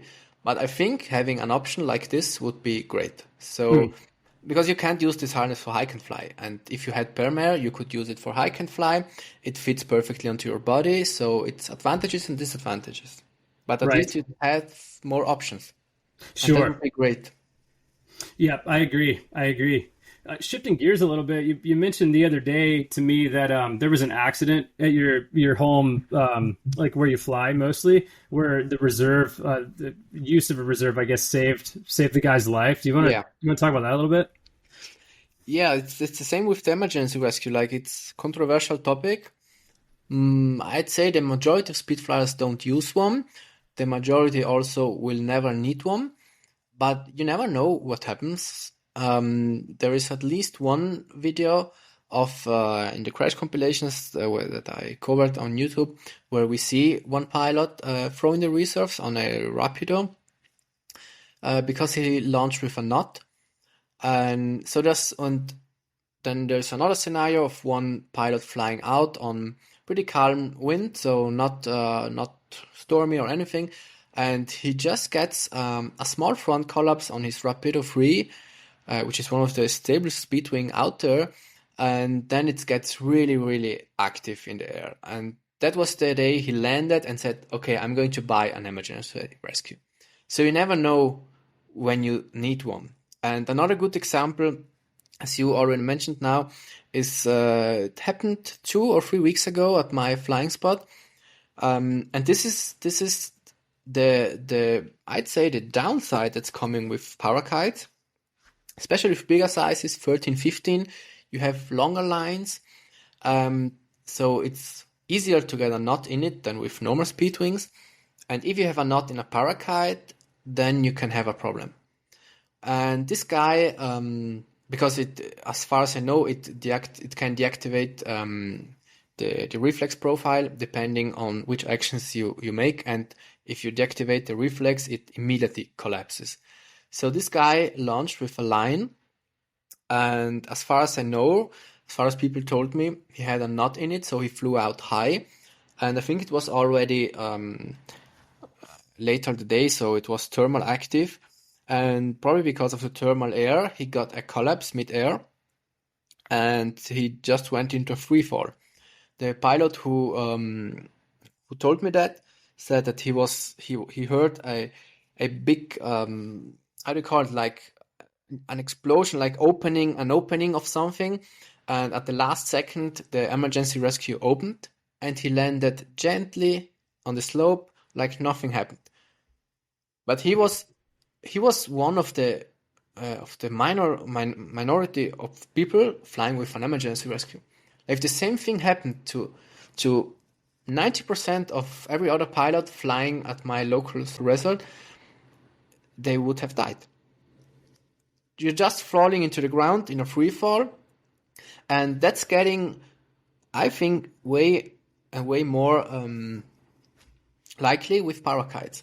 Like we have this example that happened here where I live, so I can tell you, we have the video that was posted also a few weeks ago in the Facebook accident group, where one guy had a knot on the A lines or on the front lines, and I think you've probably seen it, I guess. I have. Yeah, Yeah, and terrifying. yeah, terrifying to watch this. So he's flying, as long as he's keeping the brakes low, nothing happens. As soon as he goes hands up, the line immediately collapses. And that's not just a thing of the line, that's, as far as I know, with every parakite. So you never know, even if you make 1,000 flights, maybe one day you have not good conditions, you rush yourself a bit because you need to fly, and you get in a hurry. Can always happen. You have a knot in it, what you do? Maybe you can try to land, but if you're already high, maybe you just fly out. There are so many scenarios that can happen. You can encounter strong firmers. You can get into stormy weather. Like where I fly, we have North Föhn in the Alps. A lot of pilots that come here, they do not know about that. There is a specific site where you can control about the North Föhn. And if you have a lot of North Föhn, it's possible that we have only 15 kilometers per hour wind at the top, but in the air, you get literally destroyed by this North Föhn. And so the same could happen in other places where I don't know the weather conditions. So still a lot of things that might happen. Another example, which was from last year, there was a pilot with the line, and so always a parakite. He made a barrel roll, twisted himself somehow, and where normal speed wings would have stalled, the line doesn't, because it's extremely difficult to stall it. So normally if you twist yourself on a barrel roll with a small speed wing, it stalls, or it should stall, and the line didn't. So what happened was he was going into a spiral, into a deep spiral, and only thing that could, because I think he was a beginner, he was doing the school or similar or lessons, and only thing that can help you in such a situation if you don't know how to exit the spiral is throwing your reserve. So he had one, but for some reason he didn't throw it. And of course it didn't end well for him, but that's another scenario. Even though there is no weather out inputs, there is no knot, still a different scenario where you might need an emergency rescue.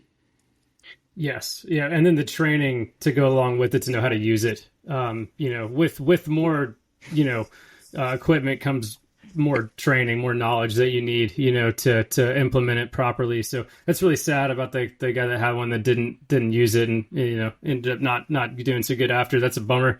But yeah, I mean, I don't have one. I want one. I just they're kind of hard to source. Like it's just like there's not a ton of information out there yet about or maybe I'm just missing it, to be honest, but about like what reserve you need for your harness and for the type of flying that you do for speed flying, what works, what doesn't work, where to mount it. Obviously talking to a rigger would be good, but not everybody has access to that. So where do you get your info for that? I think that's mainly a speed flying issue, because I came from paragliding, and everyone that starts here, because it's law in Italy, you start with paragliding, so you get this knowledge from your paragliding school.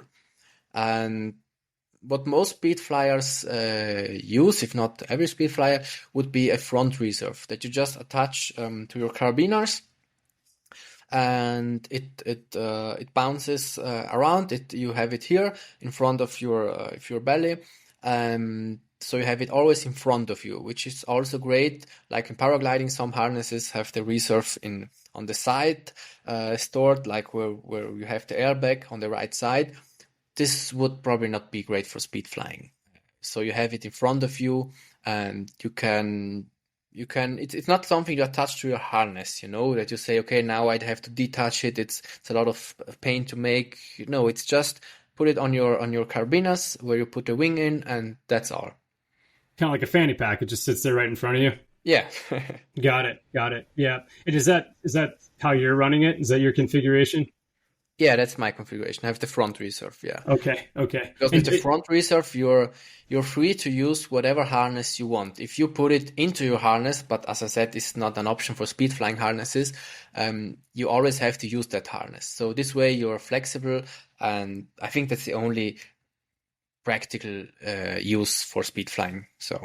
Right. Yeah, because I know some of the paraglide reserves actually have attachment points on your shoulders, kind of like a skydiving rig does. Yeah, the Fusion has it too. The Fusion does. Right. Yeah, the Fusion has it too. It's not. I don't think it's much used. Probably it would work the same way, but I don't think most people just use a front reserve. Right. It would probably work. I'm not informed about this, how it works, and yeah. Right, but so the way that you have yours configured with the front mount, it's attached to your carabiners where your risers are attached. So if you were to deploy it, your hang point is the same. It's still attached to your carabiners. Yeah, exactly. Okay. Oh, that's brilliant. So like the bag itself is like the attachment point that's clipped to your carabiners. Okay. I don't know why that just like clicked in my brain now. Like I should know this stuff, but like I've always wondered like where does that end up? Like how does that work? It's all right there. That's brilliant. I think I'm going to order one. I think they're good to have, and they're not big. I mean, they don't take up a lot of space. Oh, they're not like heavy, it's literally like the size of a fanny pack, like maybe a medium-sized fanny pack. Yeah, they're really not that big. And if you have, if for some people money is not an issue, then now there are very small reserves out there that have such a small package that fits 2 times into your helmet. So it's so small. Wow. I would not recommend this for speed flying in general. I have it because I do hike and fly too. So package and weight matters. But for normal speed flying pilots, it's not worth buying more than €1,000 a reserve. Like if you have the extra money, and to say I don't want to carry, it's okay for me to carry less weight. I want it, then it's okay. But if you just want a reserve, you find it for €500, maybe used one for even way less. So it's not that big, that much of a deal. I'd say it's your plan B. It can save your life.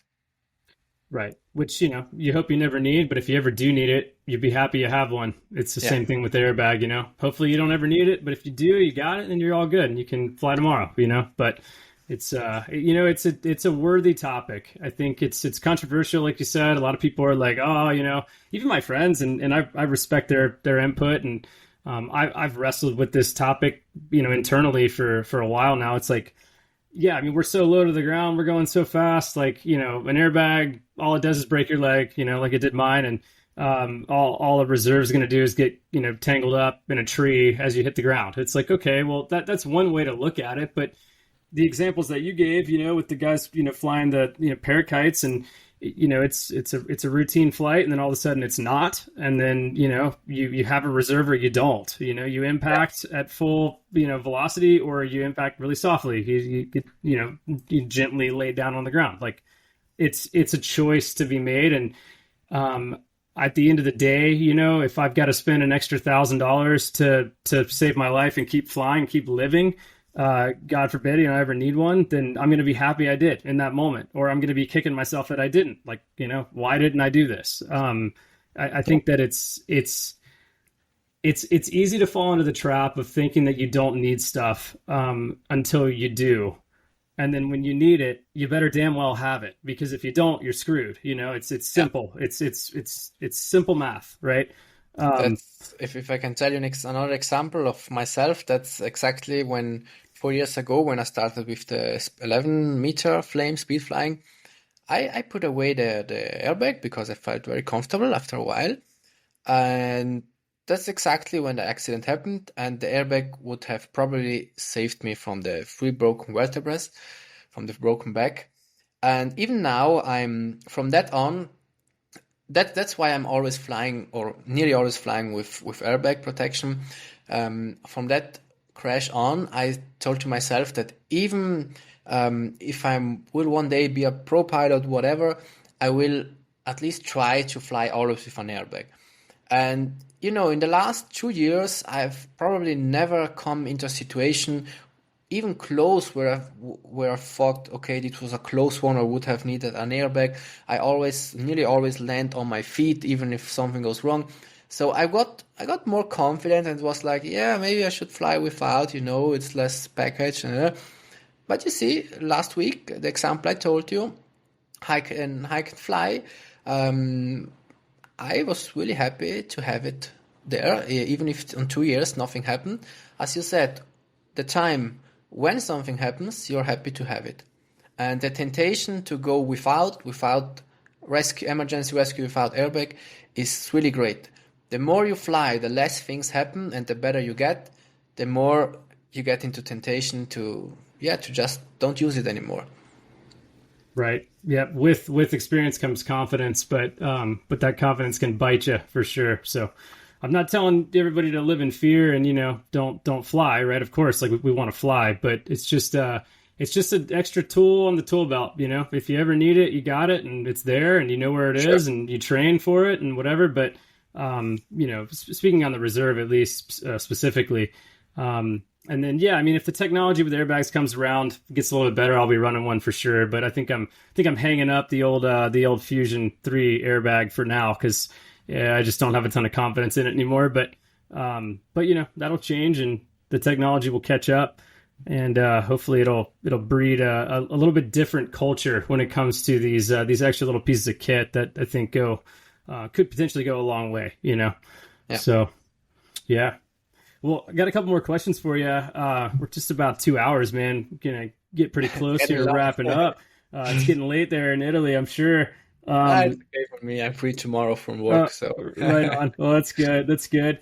Yeah, I've got a couple questions, and then I've got a couple rapid fires for you. But these first couple, you can be as long or as short as you please.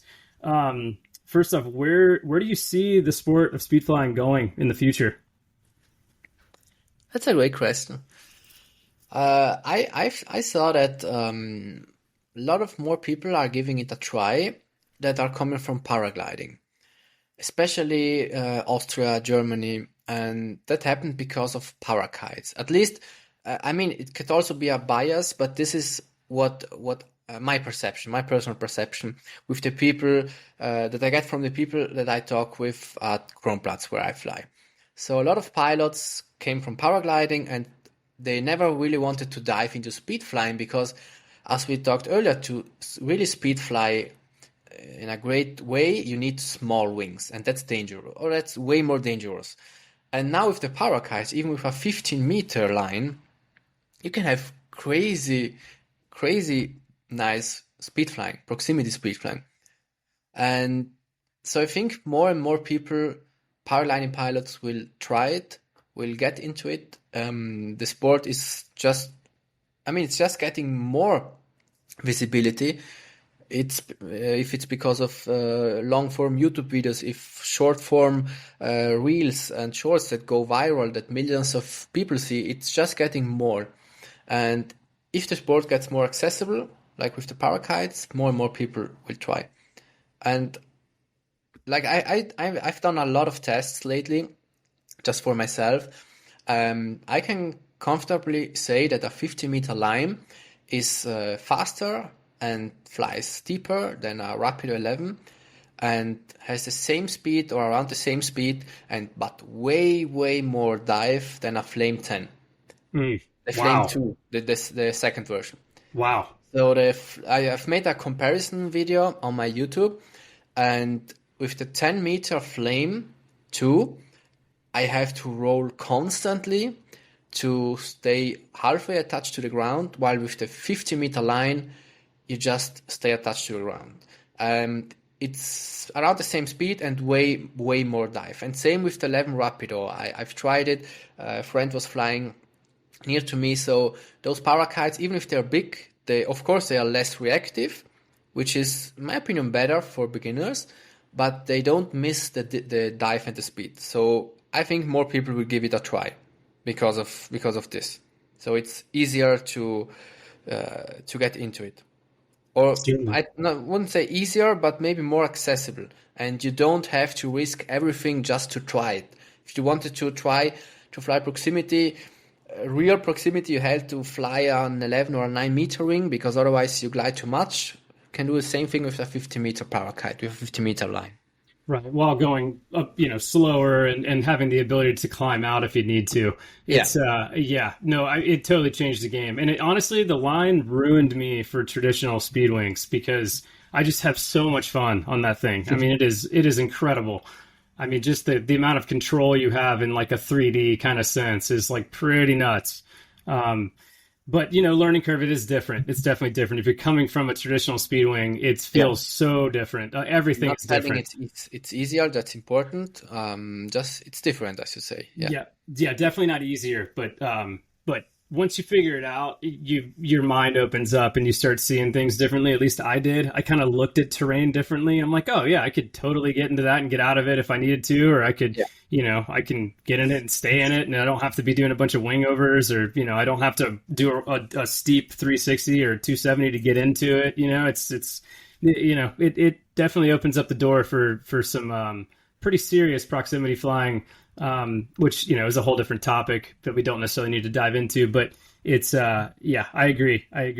And then now caveat from that is all the companies are coming out with their own version of a parakite. I think really interested to see Swing's new Wave RS, as it has the RAST system, so it's like not going to be it's going to be better in dirty air. It's not going to be as like, I guess, susceptible to collapsing in dirty air, but with that, it doesn't have a reflex profile. So it's going to be interesting to see kind of how that performs in relation to the line and maybe the Moustache. And and then Fluid Wings has the Odin, which I haven't flown yet, but a couple of my friends have, and they think it's awesome. And there's I think it's the Fuse by Level Wings. So yeah, I mean, there's plenty of options, but obviously, the Flare folks are the original. At least I might be speaking out of turn here, but I'm pretty sure they were the first ones to get one on the market, at least. So Yeah. Yeah, it's pretty cool to live in this day and age where we get to see this stuff blossom and use it. But yeah, cool. So where do you see yourself going in the sport, or where do you want to take your speed flying? So I don't think I will downsize. I fly the 13-meter line and the 11-meter line, and the 11 one is all I need for Kronplatz. So I tried the 10, but you just fly way more break the whole time. Mm. So I don't see myself downsizing anymore. Like line 11 is all I need. No need for me to push it further. Never say never, but I definitely never see myself doing barrel rolls close to the ground or inside of the slope, which, by the way, caused an accident last week here at Kronplatz. So as always, as I say, I'm not a fan of barrel rolls close to the ground. Maybe I will do one day over a sea. But I definitely don't see myself pushing the sport to its limits. That's, yeah. Sure. Yeah, I've actually never done a barrel roll, to be honest. At least not in speed flying. I've done them in skydiving, or tried to. Okay, you never tried it even in the air? No, I haven't done it Okay. yet. I haven't done it on purpose too, because it's like I'm not in a hurry.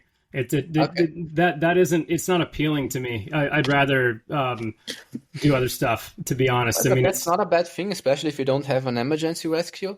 I probably wouldn't try it without one, because you never know. Like, as I told you, the other guy which twisted himself, and it's I'd say it's more difficult to get used to barrel rolls with a line, especially with bigger sizes like 13 or 15. once you get used to it, they work better, in my opinion, because you create much more upwards lift, which is then the real barrel roll, which doesn't make you lose height, altitude. But to learn it on a parakite, I would not try it without an emergency rescue. So definitely, my opinion, good thing if you don't that you don't try it without one, and still Sure. take your time. You don't need to make one. In my opinion, barrels are not that fun as they look. It's the proximity part is way more fun. Me So too. you're not missing out anything, in my opinion. No, yeah, and I totally agree. I mean, I've done some steep 360s and stuff, but I wouldn't constitute them as barrel rolls. It's just where I fly mostly, I'm not that far off the ground, and not for very Okay. long. I'd have to very dramatically change my style of flying in the place that I fly the most in order to have a comfortable amount of altitude to do it.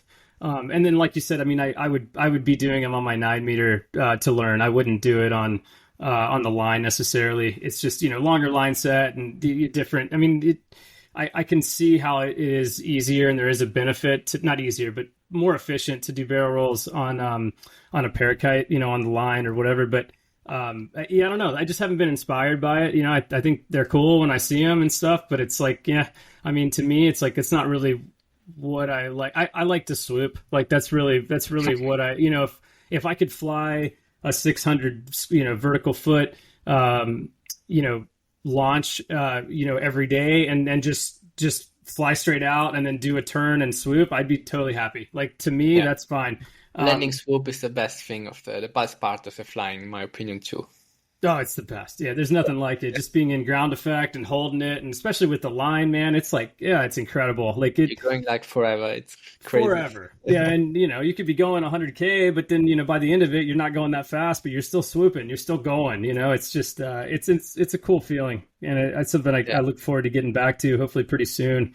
Um, but yeah, and then just to add to what you're saying, and not to speak for you, but like I said earlier, like what you're doing with the content that you're creating on YouTube and on Instagram is so valuable, and I hope that you continue doing that, and that you're able to just keep pushing the sport, pushing safety, and keep people stoked and really honest. Wait. Oh, I was kicked out.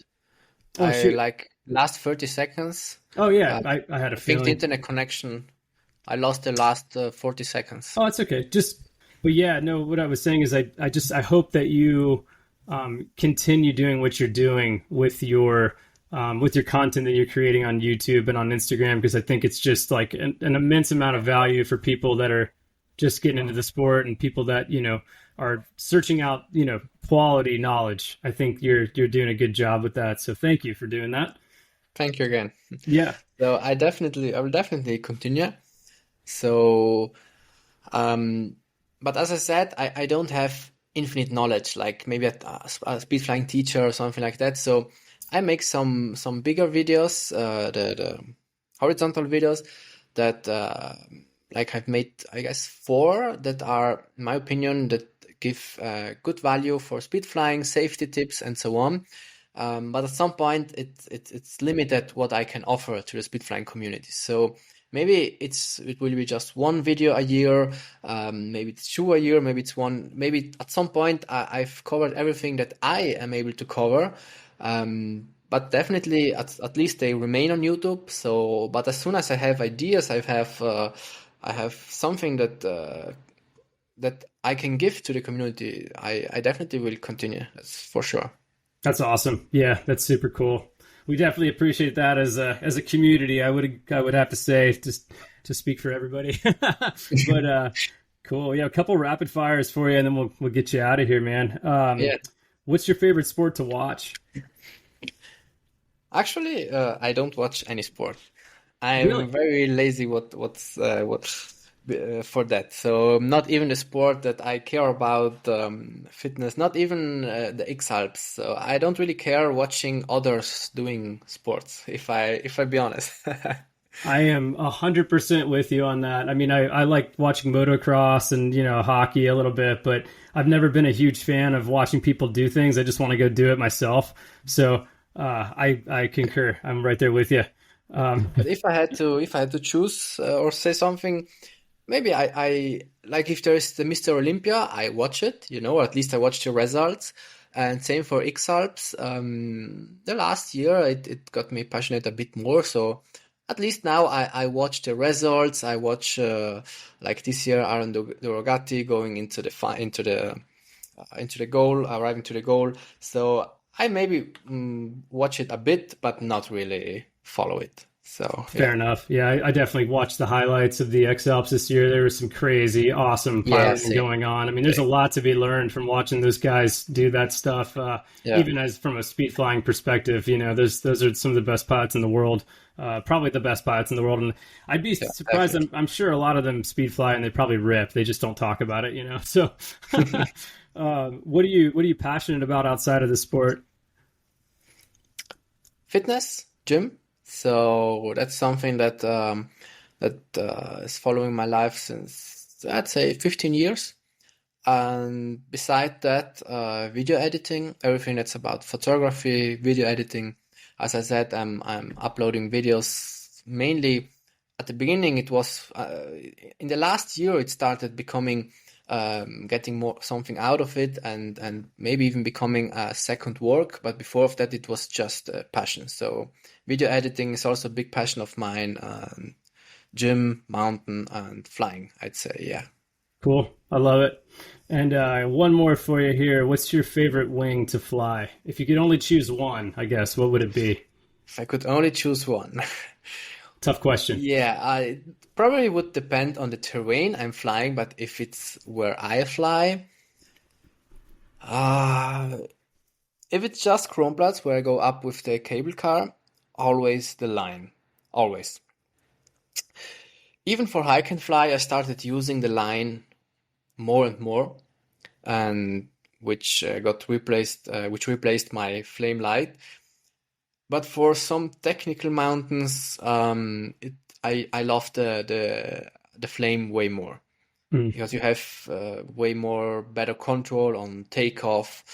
You need smaller landings. So if I had to choose only one, it would probably be the flame light.